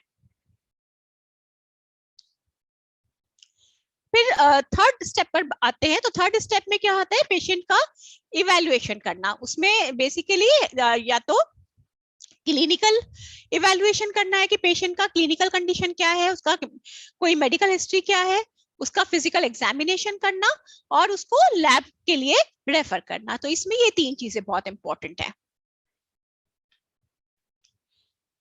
ये लिस्ट है कि पेशेंट में कौन कौन से जो टेस्ट हैं वो एसेंशियल है, और कुछ हमें स्पेशल टेस्ट कुछ स्पेशल पॉपुलेशंस में कराने होते हैं। तो ART स्टार्ट करने के पहले it is important to get a haemogram और अ CBC डन। फिर ब्लड शुगर कराना पेशेंट का, blood urea and serum creatinine, फिर serum bilirubin and ALT, CD4 counts, urine for routine and microscopic examination, chest X-ray and अगर possible है तो अगर हम डिजिटल करा सकते हैं। और जो विमेन है रिप्रोडक्टिव एज ग्रुप की, उनमें सर्वाइकल पैपिस्मियर या visual inspection with acetic acid वो इम्पोर्टेंट है, या आपके इंस्टीट्यूशन में जो भी मेथड है सर्वाइकल कैंसर स्क्रीनिंग का अवेलेबल है वो रिकमेंडेड है। कुछ एडिशनल टेस्ट कराने पड़ते हैं कुछ स्पेशल पॉपुलेशन में, जैसे अगर कोई पेशेंट है सिम्टोमेटिक है, 4 सिम्टम पॉजिटिव है, कॉफ है, फीवर है, वेट लॉस हो रहा है, नाइट स्वेट्स है, तो अगर इस तरीके का कोई सिम्टम्स हैं तो ऐसे पेशेंट्स को आपको टीबी की जांच के लिए भेजना पड़ेगा। तो सबको भेजने का जरूरत नहीं है, जो टीबी के सिम्टम्स दे रहे हैं, 4 सिम्टम्स पॉजिटिव है, उनको हमको रेफर करना है। फिर कुछ पेशेंट्स आपके बेसिकली अगर हेप बी और हेप सी को इन्फेक्टेड पेशेंट्स हैं, उनका हमको पूरा LFT कराना पड़ेगा। लिपिड प्रोफाइल अगर हो सकता है तो आप मतलब it is desirable to be done. फिर की पॉपुलेशंस में या हाई रिस्क ग्रुप्स में it is good to get them examined for hep B and hep C. Fundus examination for those who have CD4 counts less than 100, VDRL testing, anal pap smear for MSMs, and then जो लोग काला आजार के endemic areas में रहते हैं, जैसे eastern UP में या बिहार में या झारखंड में, ये कुछ एरियाज में काला आजार इन्फेक्शन इज क्वाइट कॉमन। जहाँ पे काला आजार का इन्फेक्शन कॉमन है, वहां पे हमको पेशेंट्स को काला आजार के लिए भी स्क्रीन करना चाहिए। बट ये सारा जैसे मैंने शुरू में कहा था कि ये सारी चीजें पैरेलली करनी चाहिए, एक एक के हमें वेट नहीं करना है। और दूसरा, अगर कोई इन्वेस्टिगेशन अवेलेबल नहीं है या फिजिबल नहीं है तो हम उसके लिए ART को डिले नहीं करेंगे। फिर चौथा स्टेप है ART इनिशिएशन। तो जैसे मैंने बोला था कि अगर पेशेंट रेडी है, उसका रेडीनेस असेसमेंट करेंगे काउंसलर, और पेशेंट अगर रेडी है तो हम उसका ART इनिशिएट कर सकते हैं। और ये पेशेंट का इन्फॉर्म डिसीजन के बाद कि उसको मतलब आपने उसको समझा दिया है and patient is okay to be initiated on ART। और इन्फॉर्म्ड कंसेंट के लिए आपका एक revised format ART optional guidelines में है, तो आपको वो कंसेंट फॉर्म यूज करना है। अब हम ट्रीटॉल जब से स्टार्ट हुआ है तो हम ये बोलते हैं कि ट्रीटॉल का मतलब ही यही है कि patient should be offered rapid ART। एक बार पेशेंट, पहले तो हमारा डायग्नोसिस ही इतना लेट होता है, और उसके बाद भी अगर हम इनिशिएशन और लेट करेंगे तो दोनों बातें हैं, तो पेशेंट और डिट्यूरेट हो सकता है, दूसरा पेशेंट का मिस होने के और LFU होने के चांसेस बढ़ जाते हैं। तो अब हम ट्रीटॉल जब से हम इम्प्लीमेंट हुआ है, वी वांट आवर पेशेंट्स में हम रैपिड ART स्टार्ट करें, जल्दी से जल्दी ART स्टार्ट करें और कोई अननेसेसरीली हम डिले ना करें। इवन अगर पेशेंट तैयार है तो हम उसको सेम डे ART भी दे सकते हैं, अगर वहां पे कोई क्लिनिकली कोई कॉन्ट्राइंडिकेशन नहीं है, क्लिनिकली कोई प्रॉब्लम नहीं है, पेशेंट को कोई OI नहीं है जिसको आपको स्टेबलाइज करना है। ठीक है। और उसके बाद following a confirmed HIV diagnosis and clinical assessment, तो आप उनको सेम डे पे ART स्टार्ट कर सकते हैं। बट अगर किसी पेशेंट को कोई OI है तो ऐसे केसेस में उसका OI के लिए प्रॉपर टेस्टिंग, उसका मैनेजमेंट करना, और जो भी ART गाइडलाइंस हैं OI के साथ ART कब इनिशिएट करना चाहिए, उसके हिसाब से हम ART को डेफर कर सकते हैं। तो अब ये चीजों को सिंपल बनाने के लिए, और स्पेशली जहां पर इन्वेस्टिगेशंस के रिजल्ट आने में टाइम लगता है या सैंपल कहीं और भेजना पड़ता है, वहां पे कई बारी पेशेंट्स को मल्टीपल विजिट्स करने पड़ते हैं, तो वो सब कम करने के लिए, जिससे कि पेशेंट्स को मल्टीपल विजिट्स ना करने पड़े, NACO ने ये फास्ट ट्रैक ART इनिशिएशन के लिए ये क्लिनिकल एल्गोरिथम बनाया है, जिससे कि आप क्लिनिकली पेशेंट को एग्जामिन कर लें, और अगर कोई कॉन्ट्राइंडिकेशन नहीं है तो पेशेंट को स्टार्ट कर सकते हैं। इसको हम थोड़ा सा डिटेल में पढ़ेंगे। तो सबसे पहले क्या करना है कि पेशेंट का सिम्टम स्क्रीनिंग करना है। तो जो 4 सिम्टम स्क्रीनिंग आप करते हैं, उसके अलावा पेशेंट का को कोई हेडेक, कोई परसिस्टेंट हेडेक या कोई सीरियस सिम्टम्स तो नहीं है। अगर है तो उसको प्रॉपर एग्जामिनेशन के लिए भेजेंगे, अगर नहीं है तो पेशेंट का हमने फिजिकल एग्जामिनेशन करके देखा, उसको कोई टेम्परेचर तो नहीं है, उसका रेस्पिरेटरी रेट बढ़ा हुआ तो नहीं है, हार्ट रेट बढ़ा हुआ तो नहीं है, कोई मेंटल स्टेटस डीरेंज तो नहीं है, ऑल्टर्ड तो नहीं है। फिर अदर कोई और न्यूरोलॉजिकल कंडीशन जैसे पैरालिसिस, पैरेसिस, बात करने में डिफिकल्टी होना, या आंख से देखने में परेशानी होना, या नेक का स्टिफनेस तो नहीं है, पेशेंट अपने आप से खड़े नहीं हो पा रहा है और वॉक नहीं कर पा रहा है, या कोई ऐसी कंडीशन जो दिख रही है हमको कि इसमें इमरजेंसी मैनेजमेंट चाहिए। तो अगर वो है कोई ऐसा कंडीशन, तो आप पेशेंट को प्रॉपर मैनेजमेंट के लिए आप रेफर कर दोगे। बट अगर नहीं है तो फिर ऐसे पेशेंट्स में ये देखेंगे कि उसको कोई कोमॉर्बिड कंडीशन तो नहीं है, पेशेंट को टीबी तो नहीं है। अगर टीबी नहीं है तो ऑब्वियसली हम उस पेशेंट को जल्दी से ART स्टार्ट कर सकते हैं। अगर पेशेंट पहले से नॉन डायबिटिक या हाइपरटेंसिव तो नहीं है, और वो अनकंट्रोल तो नहीं है, तो अगर ऐसा नहीं है तो आप ऐसे पेशेंट्स को ART स्टार्ट कर सकते हैं। बट अगर कोई ऐसी कंडीशन है तो पेशेंट को अगेन अप्रोप्रिएट मैनेजमेंट के लिए रेफर कर देंगे। तो अगर किसी पेशेंट में कोई भी ऐसा इशू नहीं है कि उसको टीबी भी नहीं है, उसको कोई रीनल डिसऑर्डर नहीं है, नोन डिसऑर्डर नहीं है, पेशेंट का डायबिटीज भी कंट्रोल्ड है, तो ऐसे पेशेंट्स को आप रेडीनेस असेसमेंट करोगे। अगर पेशेंट रेडी है ART स्टार्ट करने के लिए, आप प्रेफरेबली उसको सेम डे ART स्टार्ट कर देंगे और उसी दिन उसका ब्लड सैंपल ड्रॉ कर लेंगे CD4 काउंट के लिए और दूसरे बेसलाइन इन्वेस्टिगेशंस के लिए। फिर जब वो रिजल्ट्स आएंगे, वो रिजल्ट्स ART सेंटर को कलेक्ट करने होंगे और ART काउंसलर जो है अगर को ये पेशेंट्स को 2 हफ्ते में एक बारी कॉल करना पड़ेगा कि पेशेंट्स आर डूइंग वेल और नॉट। और उसके बाद जब रिजल्ट आ जाएंगे पेशेंट के, अगर पेशेंट का रिजल्ट में कोई खराबी निकलती है, कुछ चीज एबनॉर्मल निकलती है, तो ऐसे पेशेंट्स को आप कहोगे कि आप वापस आइए, हम आपको प्रॉपर्ली इवैल्यूएट करेंगे या आपका ART चेंज कर सकते हैं। और अगर पेशेंट का कोई भी एबनॉर्मेलिटी नहीं आती है उसके लैब इन्वेस्टिगेशंस में, तो ऐसे पेशेंट्स को जब आप कॉल करेंगे तो उनको कहेंगे कि आप मतलब there is no problem and आप सेम ट्रीटमेंट कंटिन्यू करते रहिए और 1 महीने के बाद वापस आएंगे। फिर ART initiation in patients with TB को-इन्फेक्शन। तो जो पुरानी गाइडलाइंस थी उससे अब थोड़ा सा चेंज है। तो पहले के जो गाइडलाइन थे वो पहले कहते थे हम ART should be started after within 2 weeks to 2 months of initiating ATT। लेकिन अब ये गाइडलाइन चेंज हो गई है, ART should be started as soon as possible and within 2 weeks of initiating TB treatment। तो ये अब मतलब आपको सारे पेशेंट्स को, TB वाले पेशेंट्स को भी ATT स्टार्ट करने के 2 हफ्ते के अंदर ही अंदर स्टार्ट करना है, अगर उन पेशेंट्स में TB मेनिंजाइटिस नहीं है। TB मेनिंजाइटिस के पेशेंट्स में आपको 4 to 8 वीक्स वेट करना है। तो ये गाइडलाइन पहले से चेंज हो गया और ये क्वेश्चन प्री टेस्ट में पूछा गया था, तो अब आपको इसका सही जवाब ये पता लग गया है कि आपको ART जल्दी से जल्दी शुरू करना है एंड विद इन 2 वीक्स शुरू करना है, डिले नहीं करना है।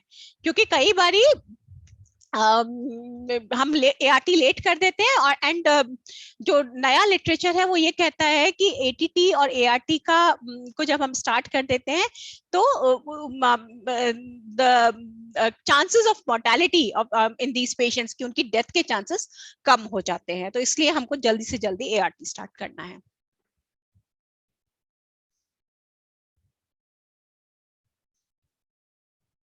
फिर OI प्रोफाइलेक्सिस या प्रिवेंटिव ट्रीटमेंट हमको क्या देना है, तो CPT आप सभी लोग जानते हैं। तो जो भी पेशेंट्स स्टेज 3, स्टेज 4 या CD4 काउंट 350 है और एज मोर देन 5 इयर्स है, उन पेशेंट्स में हमको स्टेज 3, स्टेज 4 और CD4 काउंट 350 के नीचे CPT स्टार्ट करना है। और कब तक CPT देना है, जब तक कि 2 बारी पेशेंट का 6 मंथ्स अपार्ट CD4 काउंट जो है वो 350 से ऊपर नहीं है और जब तक और उसको कोई स्टेज 3, स्टेज 4 कोई क्लिनिकल कंडीशन नहीं है। तो अगर ऐसा नहीं है तो हम, और पेशेंट का 350 काउंट 2 बार आ चुका है 6 महीने अपार्ट, तो हम उसको CPT बंद कर सकते हैं। बच्चों में जो बच्चे 5 साल से कम है, तो जो भी बच्चे HIV पॉजिटिव हैं और 5 साल से कम है, उनमें हमको CD4 काउंट्स नहीं देखना है, WHO स्टेजिंग नहीं देखना, सबको ही CPT देना है। उसके अलावा हमको सारे पेशेंट्स में जो नए पेशेंट्स भी हैं उनमें खासतौर से उनको हमको 6 महीने का आईपीटी देना होता है, ठीक है। और जो पुराने पेशेंट्स हैं जिनको हमने आईपीटी पहले से नहीं दिया हुआ है उनको भी हमको आईपीटी देना है, लेकिन आईपीटी का कोर्स हम सिर्फ लाइफ में एक ही बार देते हैं। अभी जो हमारा गाइडलाइन है वो एक ही बार कोर्स देना होता है। तो जिन पेशेंट्स को नहीं मिला है उनको आईपीटी देना है, या जो नए पेशेंट्स आएंगे एआरटी सेंटर में उनको आईपीटी देना है। जिनको आईपीटी कोर्स कंप्लीट हो चुका है उनको नहीं देने का जरूरत है। Then management of PLHIV with advance disease. तो एडवांस डिजीज क्या होता है, क्योंकि हमने इतनी बारी एडवांस डिजीज बोला है इस सेशन में। तो ये होता क्या है? एडवांस डिजीज का मतलब है जो पेशेंट्स बहुत लेट स्टेजेस में आते हैं हमारे पास ट्रीटमेंट के लिए, उनका HIV मतलब लेट डायग्नोस होता है, या वो ART सेंटर में बहुत लेट आते हैं। तो जब वो ART सेंटर में आते हैं तो अगर उनका CD4 काउंट लेस देन 200 है, 200 से कम CD4 काउंट है, या फिर उनका जो WHO क्लिनिकल स्टेज है वो 3 या 4 है, तब हम उनको एडवांस डिजीज का पेशेंट मानते हैं। और जो छोटे बच्चे होते हैं, 5 साल के कम बच्चे हैं, अगर वो ऑलरेडी ART पर नहीं है और स्टेबल नहीं है, क्लिनिकली स्टेबल नहीं है, तो उनको भी हम ये मानते हैं कि उनको एडवांस्ड HIV डिजीज है, और उनको हमको स्पेशल अटेंशन देना होता है, स्पेशल फोकस देना होता है। इस स्पेशल जो अटेंशन में या स्पेशल फोकस या पैकेज में मेनली 4 चीजें हैं, और ये हम इसलिए करते हैं जिससे कि क्योंकि ये वाले पेशेंट्स जो हैं इनका चांसेस इनमें डेथ के चांसेस बहुत ज्यादा होते हैं, या OI होने के चांसेस बहुत ज्यादा होते हैं। तो डेथ के चांसेस और OI होने के चांसेस को कम करने के लिए हम उनको एडवांस डिजीज का पैकेज देते हैं। तो उसमें क्या क्या हम देते हैं? पहला है कि जो भी पेशेंट्स एडवांस डिजीज के आ रहे हैं, CD4 काउंट 200 से कम है, या जो पेशेंट स्टेज 3 स्टेज 4 है, या बच्चे 5 साल से कम है, उन सारे नए पेशेंट्स को हमको स्क्रीन करना है। OIs के लिए अगर वो OI के लिए पॉजिटिव स्क्रीन होते हैं तब हमको जो भी प्रॉपर डायग्नोसिस है वो करना है, OI के लिए उनको टेस्टिंग के लिए भेजना है। और अगर उनमें OI डायग्नोस होता है तो उनको प्रॉपरली उस OI के लिए ट्रीटमेंट देना है। और इसमें मेनली हम TB, क्रिप्टोकोकल इन्फेक्शन, इनकी बात करते हैं। फिर दूसरा है आपका प्रोफाइलेक्सिस और प्रिवेंटिव ट्रीटमेंट। तो पेशेंट्स को OI ना हो इसके लिए, तो इसमें हमारा बेसिकली CPT, IPT, और अब जो एक नई चीज आ रही है वो है कि जो पेशेंट्स को हम स्क्रीन करेंगे अगर उनमें क्रिप्टोकोकल इन्फेक्शन होने का है तो हम उनमें भी प्रिवेंटिव ट्रीटमेंट देंगे। और इसके बारे में हम ज्यादा जानकारी जो है जब हम ट्रीटमेंट गाइडलाइंस के सेशंस करेंगे ना तब बात करेंगे। फिर ये करने के बाद पेशेंट्स में हमको रैपिड ART स्टार्ट करना होता है, फालतू में हमको ART को डिले नहीं करना है। तो अगर पेशेंट में कोई OI है, पेशेंट स्टेबल हो गया है, तो उसको ART दे देंगे। और अगर पेशेंट में कोई OI स्क्रीन नहीं हुआ है, कोई OI नहीं है, तो ऐसे पेशेंट को हम जल्दी से जल्दी ART पे स्टार्ट कर देंगे। और चौथा जो बहुत इंपॉर्टेंट पॉइंट है कि इन पेशेंट्स को उनकी नीड के हिसाब से इंटेंसिफाइड काउंसलिंग देना है, और इनका हमको बहुत फोकस्ड फॉलो अप करना है। तो जैसे मैंने अभी पिछली एल्गोरिथम में बताया था कि 15 दिन पे हमको पूछना है इनको, उससे भी अगर हर महीने हमको उनको थोड़ा टच बेस करने का जरूरत है, काउंसिल करने का जरूरत है, उनको करना चाहिए। और CSC को भी हम उनका नाम दे सकते हैं, और जिससे कि CSC आउटरीच वर्कर्स भी उनको विजिट करके उनको प्रॉपरली काउंसिल कर सकें। फिर ADM पैकेज में है क्या? तो ये एल्गोरिथम एक गाइडलाइन में दिया हुआ है। अब मैं इसको थोड़ा सा बस शॉर्ट में आपको एक्सप्लेन करूंगी कि जब भी पेशेंट आता है तो हमने उसका पहले 4 सिम्टम स्क्रीनिंग करना है। अगर वो पेशेंट 4 सिम्टम पॉजिटिव है, ऑब्वियसली वो काउंसलर के पास जाएगा। काउंसलर यहाँ पे और ज्यादा डिटेल्ड स्क्रीनिंग करेंगे। बेसिकली पेशेंट का 4 सिम्टम स्क्रीनिंग करना है, उसके अलावा कोई और उसको हेडेक या कोई और सीरियस सिम्टम्स तो नहीं है, CD4 काउंट 200 से कम तो नहीं है, वायरली पेशेंट अनसप्रेस तो नहीं है, और चिल्ड्रन जो है, बच्चे जो है 5 साल से कम के हैं तो वही एडवांस डिजीज। अगर ये सब चीजें नहीं है तो उसको हम स्टैंडर्ड केयर देंगे। बट इसमें से अगर कुछ भी है पेशेंट को तो हम उसको एडवांस डिजीज के पैकेज के लिए रेफर कर देंगे। और फिर जब हमने उसको रेफर कर दिया तो हमें उसमें बेसिकली देखना है कि कोई पेशेंट बहुत ज्यादा सीरियसली इल तो नहीं है कि उसको एडमिट करने की जरूरत है, उसको एकदम से स्पेशलिटी डिपार्टमेंट भेजने की जरूरत है। तो ऐसे पेशेंट्स में कि टेम्परेचर, रेस्पिरेटरी रेट अगर हाई है, हार्ट रेट अगर हाई है, या मेंटल कंडीशन ऑल्टर्ड है, या कोई न्यूरोलॉजिकल इश्यूज हैं, या कोई ऐसा आपको लग रहा है कि कोई इमरजेंसी मैनेजमेंट चाहिए, तो वो उसके लिए पेशेंट को एग्जामिन करेंगे। और अगर ऐसा कोई भी कंडीशन मिलता है तो फिर मेडिकल ऑफिसर जो है इन सब पेशेंट्स का प्रॉपर स्क्रीनिंग करेंगे। और अगर कुछ नहीं मिलता है एडवांस डिजीज का, अगर मतलब because medical officers will be doing reconfirmation, तो अगर कोई भी सिम्टम साइंस नहीं मिलते हैं एडवांस डिजीज के, कोई इशू नहीं है पेशेंट में, CD4 counts are okay, then उनको हम स्टैंडर्ड पैकेज में भेज देंगे। अगर है तो ऐसे पेशेंट्स को, अगर उनके पास उनको सीरियस साइंस एंड सिम्टम्स हैं, तो उनको हम एडमिशन के लिए, हॉस्पिटलाइजेशन के लिए या तो अपने ही हॉस्पिटल में या हायर सेंटर में भेजेंगे। और अगर सीरियस साइंस नहीं है पेशेंट में, सिर्फ पेशेंट माइल्डली सिम्टोमेटिक है, तो ऐसे पेशेंट्स में हम एडवांस डिजीज का पैकेज देंगे, जिसको जो हमने 4 बातें की थी कि स्क्रीन करना है, OI प्रोफाइलेक्सिस और प्रिवेंटिव ट्रीटमेंट देना है, रैपिड ART देना है, और इंटेंसिफाइड काउंसलिंग सपोर्ट देना है। ये लास्ट स्लाइड है मेरा। तो नए पेशेंट्स जब भी ART सेंटर में आते हैं तो उनका क्या फ्लो होना चाहिए। तो पेशेंट ART में आएगा, सबसे पहले जो फर्स्ट पॉइंट होता है कांटेक्ट का, वो केयर कोऑर्डिनेटर होता है, और हम एक्सपेक्ट ये करते हैं कि care coordinator would serve as a peer counsellor for these patient.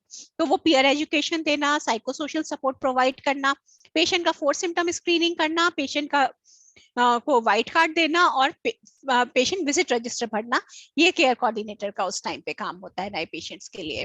फिर पेशेंट को काउंसलर के पास भेजते हैं। Counsellor will do the preparedness counselling, 4 symptom screening for advance disease, validate the phone number of the patient, patient ने जो भी phone number बताया उसको चेक करना, पेशेंट का केयर गिवर को आइडेंटिफाई करना, और उसके बाद पेशेंट को अगर कोई स्पेशल रेफरल की, कम्युनिटी रेफरल की जरूरत है तो उसको वहां रेफर करना, और पेशेंट को HIV केयर रजिस्टर में एनरोल करना, उसका व्हाइट कार्ड भरना और ग्रीन बुक भरना, ये सब काउंसलर को उस टाइम पे करना होता है। फिर स्टाफ नर्स के पास भेजेंगे पेशेंट को, तो staff nurse will again do the 4 symptom screening of the patient. अगर पेशेंट को कोई इन्वेस्टिगेशन चाहिए या उसको एडमिशन चाहिए, उसके लिए उसको रेफर करना, पेशेंट का वाइटल पैरामीटर्स की उसका BP कैसा है, हार्ट रेट कैसा है, वो सारा पैरामीटर्स लेना, पेशेंट को एडवांस डिजीज के लिए असेस करना, और अगर एडवांस डिजीज का पेशेंट लग रहा है, कोई सीरियस साइंस एंड सिम्टम्स हैं, तो डॉक्टर को के साथ उसको कोऑर्डिनेट करना और फास्ट ट्रैक करके उसको भेजना, पेशेंट को एजुकेशन देना, अगर पेशेंट कोई एडवांस डिजीज का है और हॉस्पिटलाइज्ड है, ऐसे पेशेंट्स को फॉलो करना, पेशेंट का TB ट्रीटमेंट इनिशिएट हो रहा है अगर को इन्फेक्टेड पेशेंट है, और NCDs के लिए, non communicable disease specially hypertension और डायबिटीज के लिए स्क्रीन करना, ये सारा काम उस टाइम पे नर्स करेंगे जब भी पेशेंट हमारे पास एनरोल हो रहा है। फिर patient will go to the medical officer and medical officer will do a detailed examination, suggest for the lab workup कि लैब में क्या क्या टेस्ट कराने हैं, पेशेंट को TB के लिए, OI के लिए, STI के लिए स्क्रीन करना है। पेशेंट अगर रेडी है, कोई क्लिनिकल कॉन्ट्राइंडिकेशन नहीं है, तो ART स्टार्ट करना है। पेशेंट को जो भी OI प्रोफाइलेक्सिस चाहिए या प्रिवेंटिव ट्रीटमेंट चाहिए वो स्टार्ट करना है। अगर पेशेंट एडवांस डिजीज का है तो उसको अप्रोप्रिएट रेफरल करके भेजना, कि जिससे कि उसको अप्रोप्रिएट केयर मिल सके। और जिन पेशेंट्स को लैब इन्वेस्टिगेशंस के लिए भेजना है, they will be going to the lab technician. और अगर पेशेंट्स को हमने जो भी प्रिस्क्राइब किया है, ART प्रिस्क्राइब किया है, IPT प्रिस्क्राइब किया है, CPT प्रिस्क्राइब किया है, उन सारी चीजों के लिए पेशेंट फार्मेसी से जाके दवाई कलेक्ट कर लेगा। साथ में हम वी शुड इंश्योर कि जहाँ पे भी जिन पेशेंट्स को स्पेशल नीड्स हैं तो उनको हम केयर एंड सपोर्ट सेंटर्स में भी रेफर करें। और दिस आई मीन ये आपका पेशेंट, जो भी नए पेशेंट आते हैं उनका फ्लो है ART सेंटर में। So this was my last slide. अब इसके बाद अब हम अगर आपके कोई सवाल हैं, कोई प्रश्न है, कोई आप कुछ बात करना चाहते हैं तो we can discuss those things. Thank you, ma'am. There are a few questions in the chat box, but for now I'll allow people to unmute. Dr. Bhupendra Sharma, sir, you can unmute your mic and ask your question.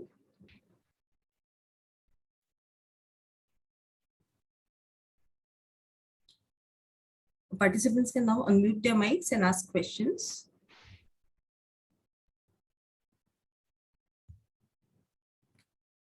I'll take the questions from the chat box, ma'am. Right, and stop sharing. Has the national guidelines for HIV and treatment been uploaded to the NACO website?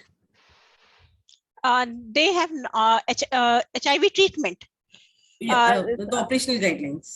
तो operational guidelines have not been uploaded on the NACO website, क्योंकि जो HR वाला chapter है उसमें कुछ changes expected हैं. NACP अभी approve हुआ है, तो HR स्ट्रक्चर में कुछ चेंजेस हो रहे हैं, तो वो इनकॉर्पोरेट करने के बाद NACO उसको वेबसाइट पे डालेगा. बट HR चैप्टर के अलावा सारा गाइडलाइन एप्लीकेबल है और वही गाइडलाइन रहेगा. तो और आप सबको जो है वो मेल के थ्रू, सैक्स के थ्रू भेज दिया गया है. एंड थोड़े दिनों के बाद जो HR का चैप्टर है वो रिवाइज करने के बाद it would be uploaded on the NACO website also. Okay, there's a question on SOCH. At the time of registration, SOCH entry from ICTC's end must be recorded or not? हाँ, सोच का entry registration के time पे होना चाहिए. Actually NACO is working कि ये पूरा सिस्टम जो है एक ही धागे में रहे. बट अभी थोड़े थोड़े इश्यूज आ रहे हैं, थोड़ा सा टाइम लग रहा है उसको स्ट्रीमलाइन होने में. बट आई थिंक मतलब NACO उसी कोशिश में लगा हुआ है कि पेशेंट अगर पॉजिटिव डिटेक्ट होता है तो ICTC से ही रजिस्ट्रेशन स्टार्ट होना चाहिए. For the preparatory checklist, ma'am, this checklist sheet updated in white card, or we need to place an additional sheet in the white card for all the new patients? So for now, you have to place an additional sheet in the white card for all the new patients. What about TPT initiation and new guidelines? Can IPT be started along with ART initiation? हाँ, ये question बार बार पूछा जाता है, क्योंकि पहले ये था कि हमको IPT का इनिशिएशन डिले करना है. बट अब NACO ने ये कॉल लिया है, स्पेशली जो पेशेंट्स एडवांस डिजीज के हैं या लेटर स्टेजेस में आते हैं, उनको हमको बेनिफिट देना है IPT का. और अगर हम IPT लेट कर देते हैं तो उसका बेनिफिट कम हो जाता है. इसलिए अब ये रिकमेंडेड है कि आप पेशेंट में IPT जल्दी से जल्दी स्टार्ट करें और आपको 3 महीना वेट करने की कोई जरूरत नहीं है. As soon as you know कि जैसे पेशेंट को आपने TB एक्सक्लूड कर लिया है, जो सबसे इंपॉर्टेंट चीज है IPT स्टार्ट करने में कि पेशेंट को TB नहीं होना चाहिए. तो अगर आपने अच्छा स्क्रीनिंग कर लिया है, पेशेंट एसिम्प्टोमेटिक है या पेशेंट सिम्प्टोमेटिक था और उसके बाद आपने उसका टेस्टिंग करवा लिया है, एक्सरे करवा लिया है, एंड यू आर श्योर कि हाँ उसको TB नहीं है, तो आप स्टार्ट कर सकते हैं. बट टाइम के टर्म्स में अभी कोई लिमिटेशन नहीं है. It should be started at the earliest, जिससे कि पेशेंट्स को IPT का पूरा फायदा मिले और उनको TB ना हो. Thank you so much, ma'am. No more questions in the chat box. Participants can unmute their mic and ask questions.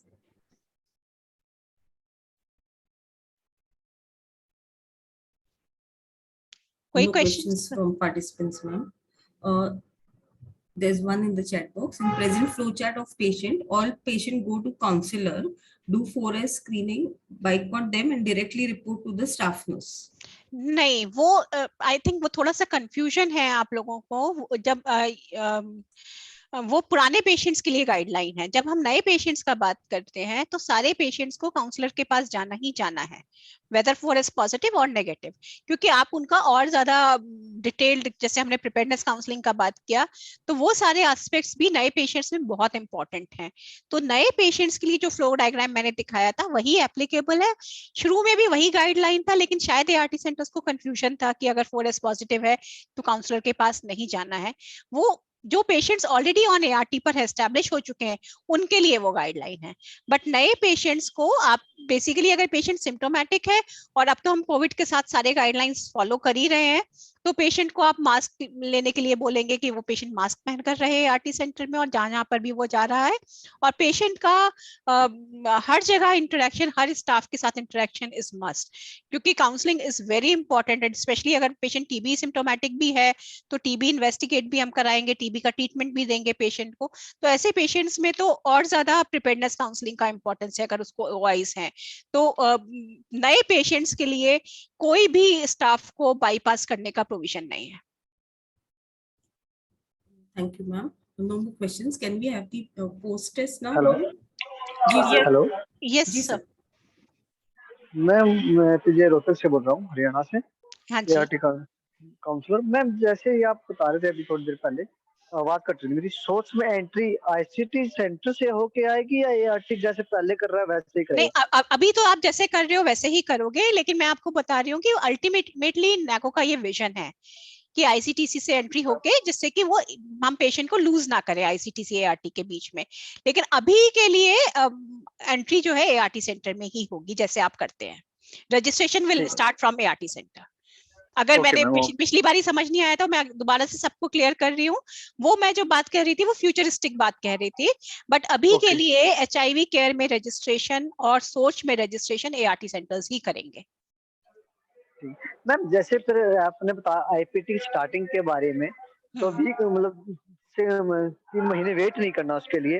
हाँ तो जी। मैम जैसे फर्स्ट विजिट होती है, प्री काउंसलिंग कर लेते हैं हम, उसके बाद बेसलाइन और CD4 कराते हैं, उसके बाद वो 15 दिन के बाद ART पे डालने लगते हैं, हम स्टार्ट करते हैं मैम। तो वहाँ कर सकते हैं स्टार्ट उसको IPT?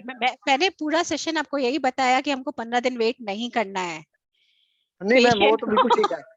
मुझे कई ठीक है, बार पेशेंट को कई जल्दी बार से जल्दी ART देना है। अगर आपके इंस्टीट्यूशन में ओके। लैब इन्वेस्टिगेशंस डिले होते हैं तो आप, या हाँ उनका वही रिपोर्ट वही रिपोर्ट देर में आता है मेडिकल, तो, हाँ हाँ मेडिकल तो, लाइन से उससे कई हाँ बार तो, रिपोर्टें मैम टाइम पे नहीं हाँ होती, तो तो फिर ART, दिक्कत हो जाती है हाँ पेशेंट को। तो इसीलिए हमने ये क्लिनिकल एल्गोरिथम बनाया है नैको ने, हाँ या कि आप कम से कम पेशेंट को क्लिनिकल स्क्रीनिंग कर लें। अगर क्लिनिकल ओके। स्क्रीनिंग में कुछ नहीं है तो आप उस दिन पेशेंट का ब्लड ले सकते हो या उसको लैब इन्वेस्टिगेशंस के लिए, रिपोर्ट एक्सरे के वगैरह लिए हो जाता है। भेज दोगे। लेकिन वेट नहीं करोगे रिपोर्ट आने का, पेशेंट का ART स्टार्ट कर देंगे। और उसके बाद अगर पेशेंट का कोई रिपोर्ट में कुछ एबनॉर्मेलिटी आता है तो उसको जल्दी से जल्दी वापस फोन कॉल करके बुला सकते हैं, क्योंकि बहुत कम पेशेंट्स में ऐसा होगा। अगर आपने अच्छा क्लिनिकल स्क्रीनिंग किया है तो चांसेस कि पेशेंट का रिपोर्ट में कुछ एबनॉर्मेलिटी आएगा आर वेरी लो। तो आपको कोई 1-2% पेशेंट्स ही ऐसे होंगे जिनको आपको वापस बुलाना पड़ेगा।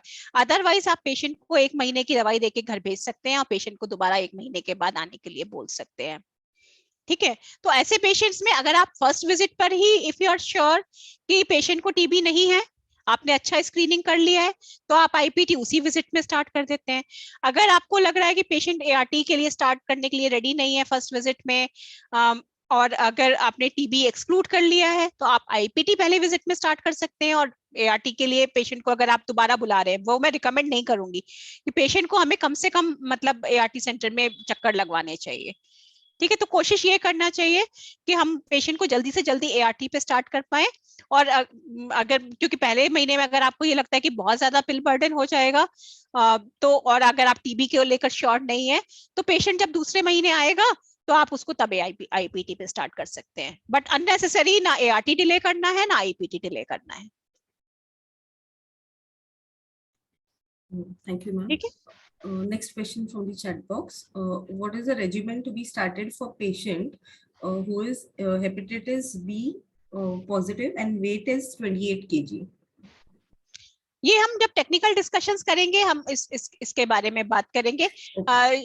यूजुअली कई बार क्योंकि टेनोफोविर इज रिकमेंडेड, बट आप इसको इसमें स्पेशलिस्ट ओपिनियन आपको लेना पड़ेगा जो गैस्ट्रोएंटरोलॉजिस्ट है वहां से भी, कि वो क्या रिकमेंड कर रहे हैं हेपेटाइटिस के लिए। टेक्निकली स्पीकिंग ART में हम ऐसे पेशेंट्स को अगर वेट 30 kg नहीं है तो टेनोफोविर नहीं देते हैं।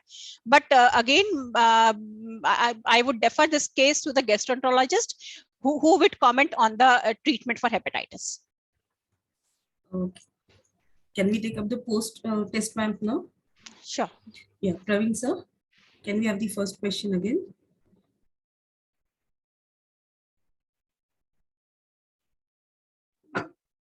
Thank you sir. Participants से निवेदन है कि पोस्ट टेस्ट के क्वेश्चंस अटेम्प्ट करें। Good afternoon ma'am. Yes sir. Good afternoon. मैं doctor Pankaj Shrivastava Gwalior ART centre से बोल रहा हूँ, मेडिकल ऑफिसर। हाँ जी डॉक्टर पंकज। मैम एक क्वेश्चन है मेरा, न्यूरोलॉजिकल डिसऑर्डर पेशेंट है, वो बेड रिडन है, वो और उसको कोई फायदा नहीं हो रहा है और उसको ट्यूबरकुलोसिस है नहीं, तो मैडम उसको ART चेकअप कैसे कर सकते हैं? आप अपना क्वेश्चन रिपीट करेंगे, मैं पूरा समझ नहीं पाई। बेड रिडन पेशेंट है? हाँ हाँ। उसको ट्यूबरकुलोसिस नहीं है। नहीं है, ओके। और न्यूरोलॉजिकल डिसऑर्डर है, ओके। तो उसको मैडम कोई फायदा नहीं हो रहा है किसी भी इलाज से, तो ऐसा लग रहा है कि उसको HIV है, तो उसको मैडम अपने ART ऐसा सेंटर से ऐसा क्या मदद कर सकते हैं? ऐसा लग रहा है तो आप HIV टेस्टिंग कराएंगे ना, लगने से तो नहीं स्टार्ट कर सकते ART ना। नहीं नहीं लग नहीं, तो उसके लिए पर क्या क्या कर सकते हैं, उसकी मदद कैसे कर सकते हैं ART नहीं सेंटर? देखिए, जो भी हॉस्पिटल में पेशेंट है और अगर आपको लगता है, ये सस्पेक्ट करना बहुत अच्छी बात है, तो आप, और ये आप अपने ART से मतलब अपने मेडिकल कॉलेज में सभी डिपार्टमेंट्स का सेंसिटाइजेशन भी करिए कि what are the common symptoms, और मतलब कॉमन OIs है या कॉमन प्रेजेंटेशन क्या होता है HIV पॉजिटिव पेशेंट्स का, ठीक है ना, स्पेशली एडवांस स्टेजेस में। और अगर कहीं पर भी कोई सस्पेक्ट कर रहा है, उनको उस पेशेंट को ART सेंटर, वो सॉरी ICTC में टेस्टिंग के लिए भेजना चाहिए, और अगर ICTC पॉजिटिव है तो हमको उस पेशेंट का ART स्टार्ट करना चाहिए एज पर गाइडलाइंस। मतलब वो आपको देखना पड़ेगा कि पहले हमको वो क्लिनिकल कंडीशन मैनेज करना है या पहले ART स्टार्ट करना है, तो based on the clinical guidelines हम उसका ART स्टार्ट करेंगे। बट आपने क्वेश्चन बहुत अच्छा पूछा है, और इसीलिए आप, अगर आप कब, कितने साल से आप काम कर रहे हैं ART सेंटर में? मेरे को 6 दिन हुए अभी आए हुए। अच्छा, 6 दिन हुए हैं, ठीक है। तो एक ART सेंटर का एक ART टीम होता है, जिसमें एक मल्टी स्पेशलिटी टीम होता है, जिसमें आपका, क्योंकि मेडिकल कॉलेज है ग्वालियर, तो उसमें अलग अलग डिपार्टमेंट के लोग होते हैं, ठीक है। तो आप अपने जो नोडल ऑफिसर हैं उनसे कह के सारे डिपार्टमेंट्स का एक सेंसिटाइजेशन करा दीजिए, ठीक है ना। और उनको बता दीजिए कि अगर कोई भी पेशेंट में आप सस्पेक्ट कर रहे हैं तो उसको ICTC भेजना है और ART भेजना है। और कोई भी पेशेंट अगर पॉजिटिव डायग्नोज होता है, उसका डिस्चार्ज बिना ART स्टार्ट हुए नहीं होना चाहिए आइडियली, ठीक है। Okay, thank you ma'am.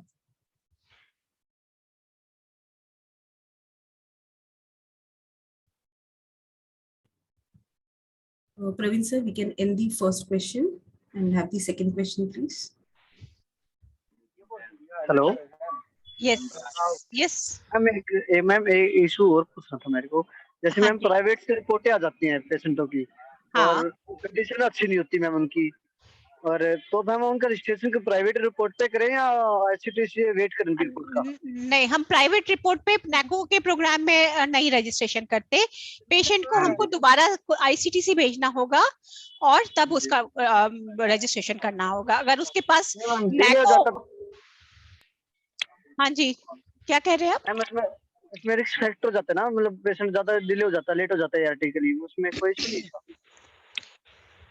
नहीं, लेकिन ये प्रोटोकॉल तो हमको फॉलो करना पड़ेगा, क्योंकि NACO के प्रोग्राम में एक स्टैंडर्ड प्रोटोकॉल है डिटेक्शन का। हमको ये नहीं पता होता कि बाहर कौन सा टेस्ट किया गया, कितने टेस्ट किए गए, पेशेंट मतलब एक्चुअली पॉजिटिव है या नहीं है। तो अब ट्रीटमेंट स्टार्ट करने के पहले we have to establish as per the NACO protocols कि patient is HIV positive. Ma'am जैसे कि दो और टेस्ट दो की ज्यादातर ART क्वालिटी सेंटर्स आती है। जहां पर भी हैं वहां पे ICTCs हैं, तो इट शुड नॉट हाँ बी दैट बिल्कुल है मैम, डिफिकल्ट। बिल्कुल है। तो ये हाँ, डिफिकल्ट नहीं होना चाहिए, आप पेशेंट को भेज सकते हैं और टेस्ट करा सकते हैं। मैम जैसे कि दो टेस्ट पे कर सकते हैं ना रजिस्ट्रेशन, ये क्लियर करनी थी मेरे को बात। 3 किट की बजाय 2 किट में पॉजिटिव आ जाता है, तीसरी बात में नहीं। इस पर हम पूरा एक डिटेल्ड सेशन टेक्निकल गाइडलाइंस पे करेंगे कि ओके पॉजिटिव को मैम, आप कैसे वो करेंगे, ठीक है। Okay ma'am, okay ma'am, thank you. Participants are requested second question attempt करें post test का।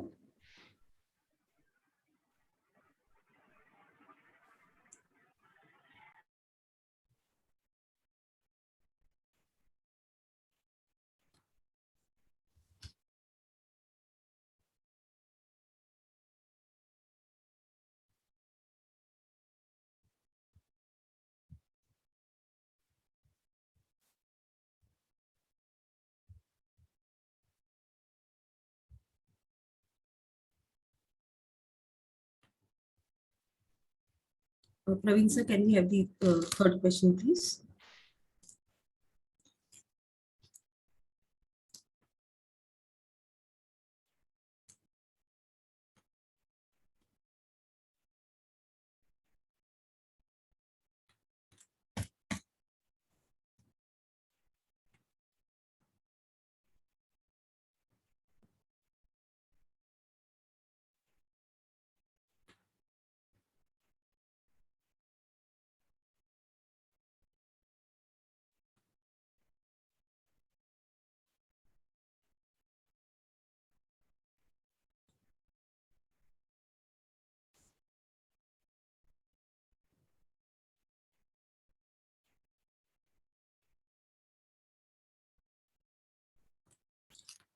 Thank you, Praveen sir. Can we have the feedback questions now?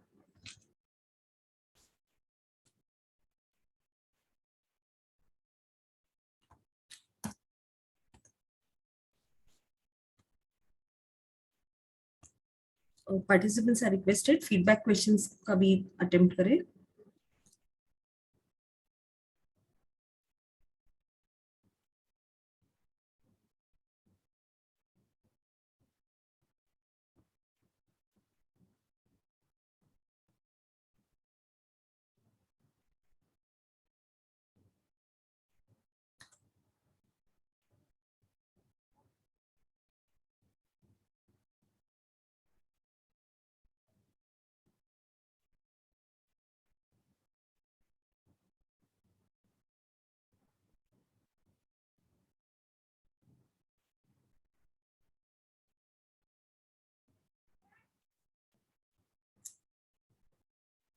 Shweta, feedback लेने के बाद ना पोल जी। रिजल्ट्स डिस्प्ले कर देना, सो दैट वी जी। Can discuss जी, दोस इन जी। 1 मिनट. हाँ जी ma'am.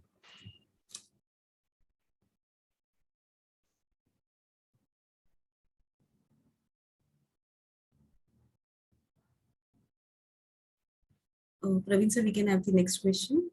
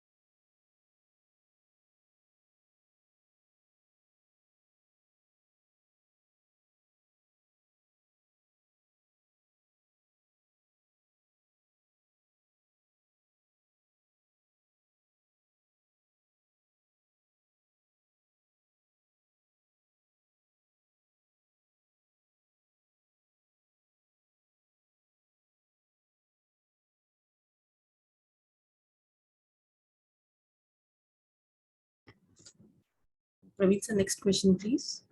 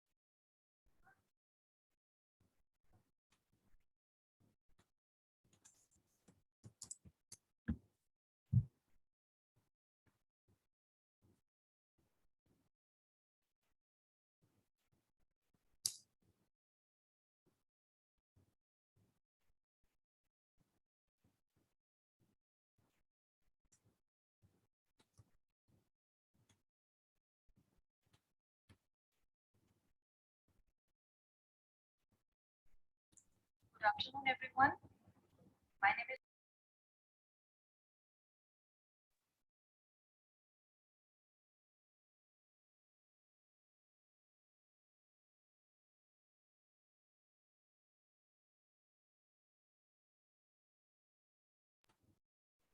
Praveen sir, last question, please.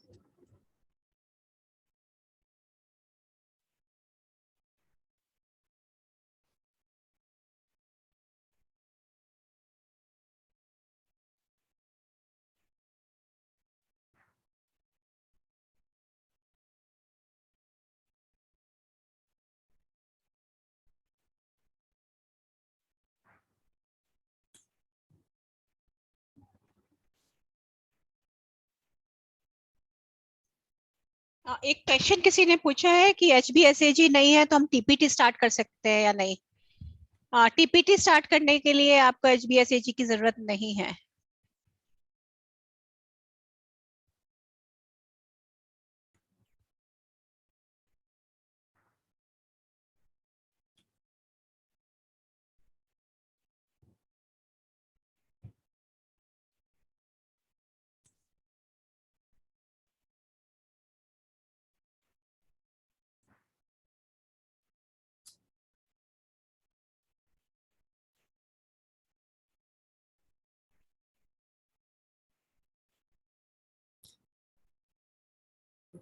Thank you, sir.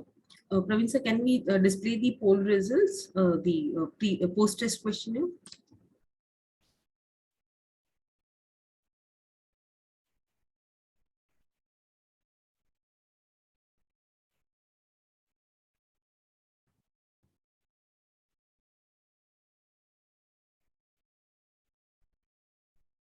Yes, thank you. Reshu ma'am. Yes. हाँ, ये क्वेश्चन हमने पूछा था कि कौन सा स्टेटमेंट ठीक नहीं है यहाँ पे प्रिपेयर्डनेस काउंसलिंग के लिए. It is mandatory to complete all the 3 sessions of preparedness counseling before ART initiation. I think मैंने सबने इसको हाँ बोला है, लेकिन मैंने ये बताया कि इस गाइडलाइन में ये चेंज है. आप रेडीनेस असेसमेंट करते हो पेशेंट का, पेशेंट ART लेने के लिए तैयार है या नहीं, लेकिन प्रिपेयर्डनेस काउंसलिंग के सेशंस जो है ART इनिशिएट करने के बाद भी कंटिन्यू करते हैं. तो हम एक सेशन मतलब मस्ट है ART शुरू करने के पहले, और बाकी 3 सेशंस हम मंथ 1, मंथ 2, मंथ 3 में करते हैं. इस तरीके से हम 4 सेशंस बोल रहे हैं प्रिपेयर्डनेस काउंसलिंग के. तो ये क्योंकि हम ART डिले नहीं करना चाहते प्रिपेयर्डनेस काउंसलिंग के लिए. और क्योंकि एक और वैसे भी आप कितना भी काउंसलिंग कर लें 2 दिन के बाद भी अगर बार बार वही सेशंस करते भी रहेंगे तो पेशेंट को टाइम लगता है ये सिंक करने में कि he is on a life long treatment. इसलिए preparedness counseling has to be continued even after ART initiation. Before initiation ये mandate अब खत्म हो गया है. ठीक है. Counseling sessions should be continued after ART initiation. That is true. So statement 2 is true. Statement 3 is also true क्योंकि सिर्फ काउंसलर का रिस्पॉन्सिबिलिटी नहीं है प्रिपेयर्डनेस का. जिस स्टाफ से पेशेंट इंटरेक्ट कर रहा है सबका रिस्पॉन्सिबिलिटी है, स्पेशली मेडिकल ऑफिसर्स का भी. और केयर गिवर को भी हमको एक सेशन देना है. तो statement 3, 4 and 2, 3 and 4 were correct and statement 1 was incorrect. Next, please. Thank you, ma'am.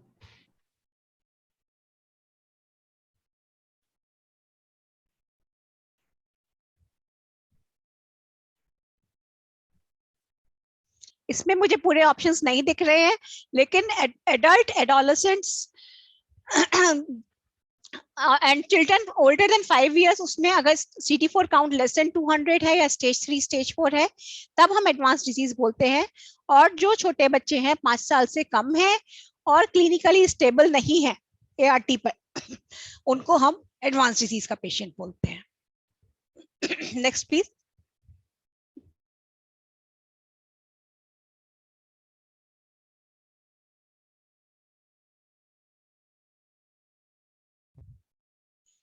इसमें मैंने क्लियर किया था कि ये गाइडलाइन फिर चेंज हो गई है कि ART हमको as soon as possible and within 2 weeks of initiating TB treatment start करना चाहिए अगर पेशेंट को TB मेनिंजाइटिस नहीं है तो स्टेटमेंट 1 इज करेक्ट और बाकी जो है रॉन्ग है. Thank you. Thank you so much, ma'am. Thank you to all the participants for joining in. Thank you, ma'am, for this informative session. Now, can we conclude the session now, ma'am?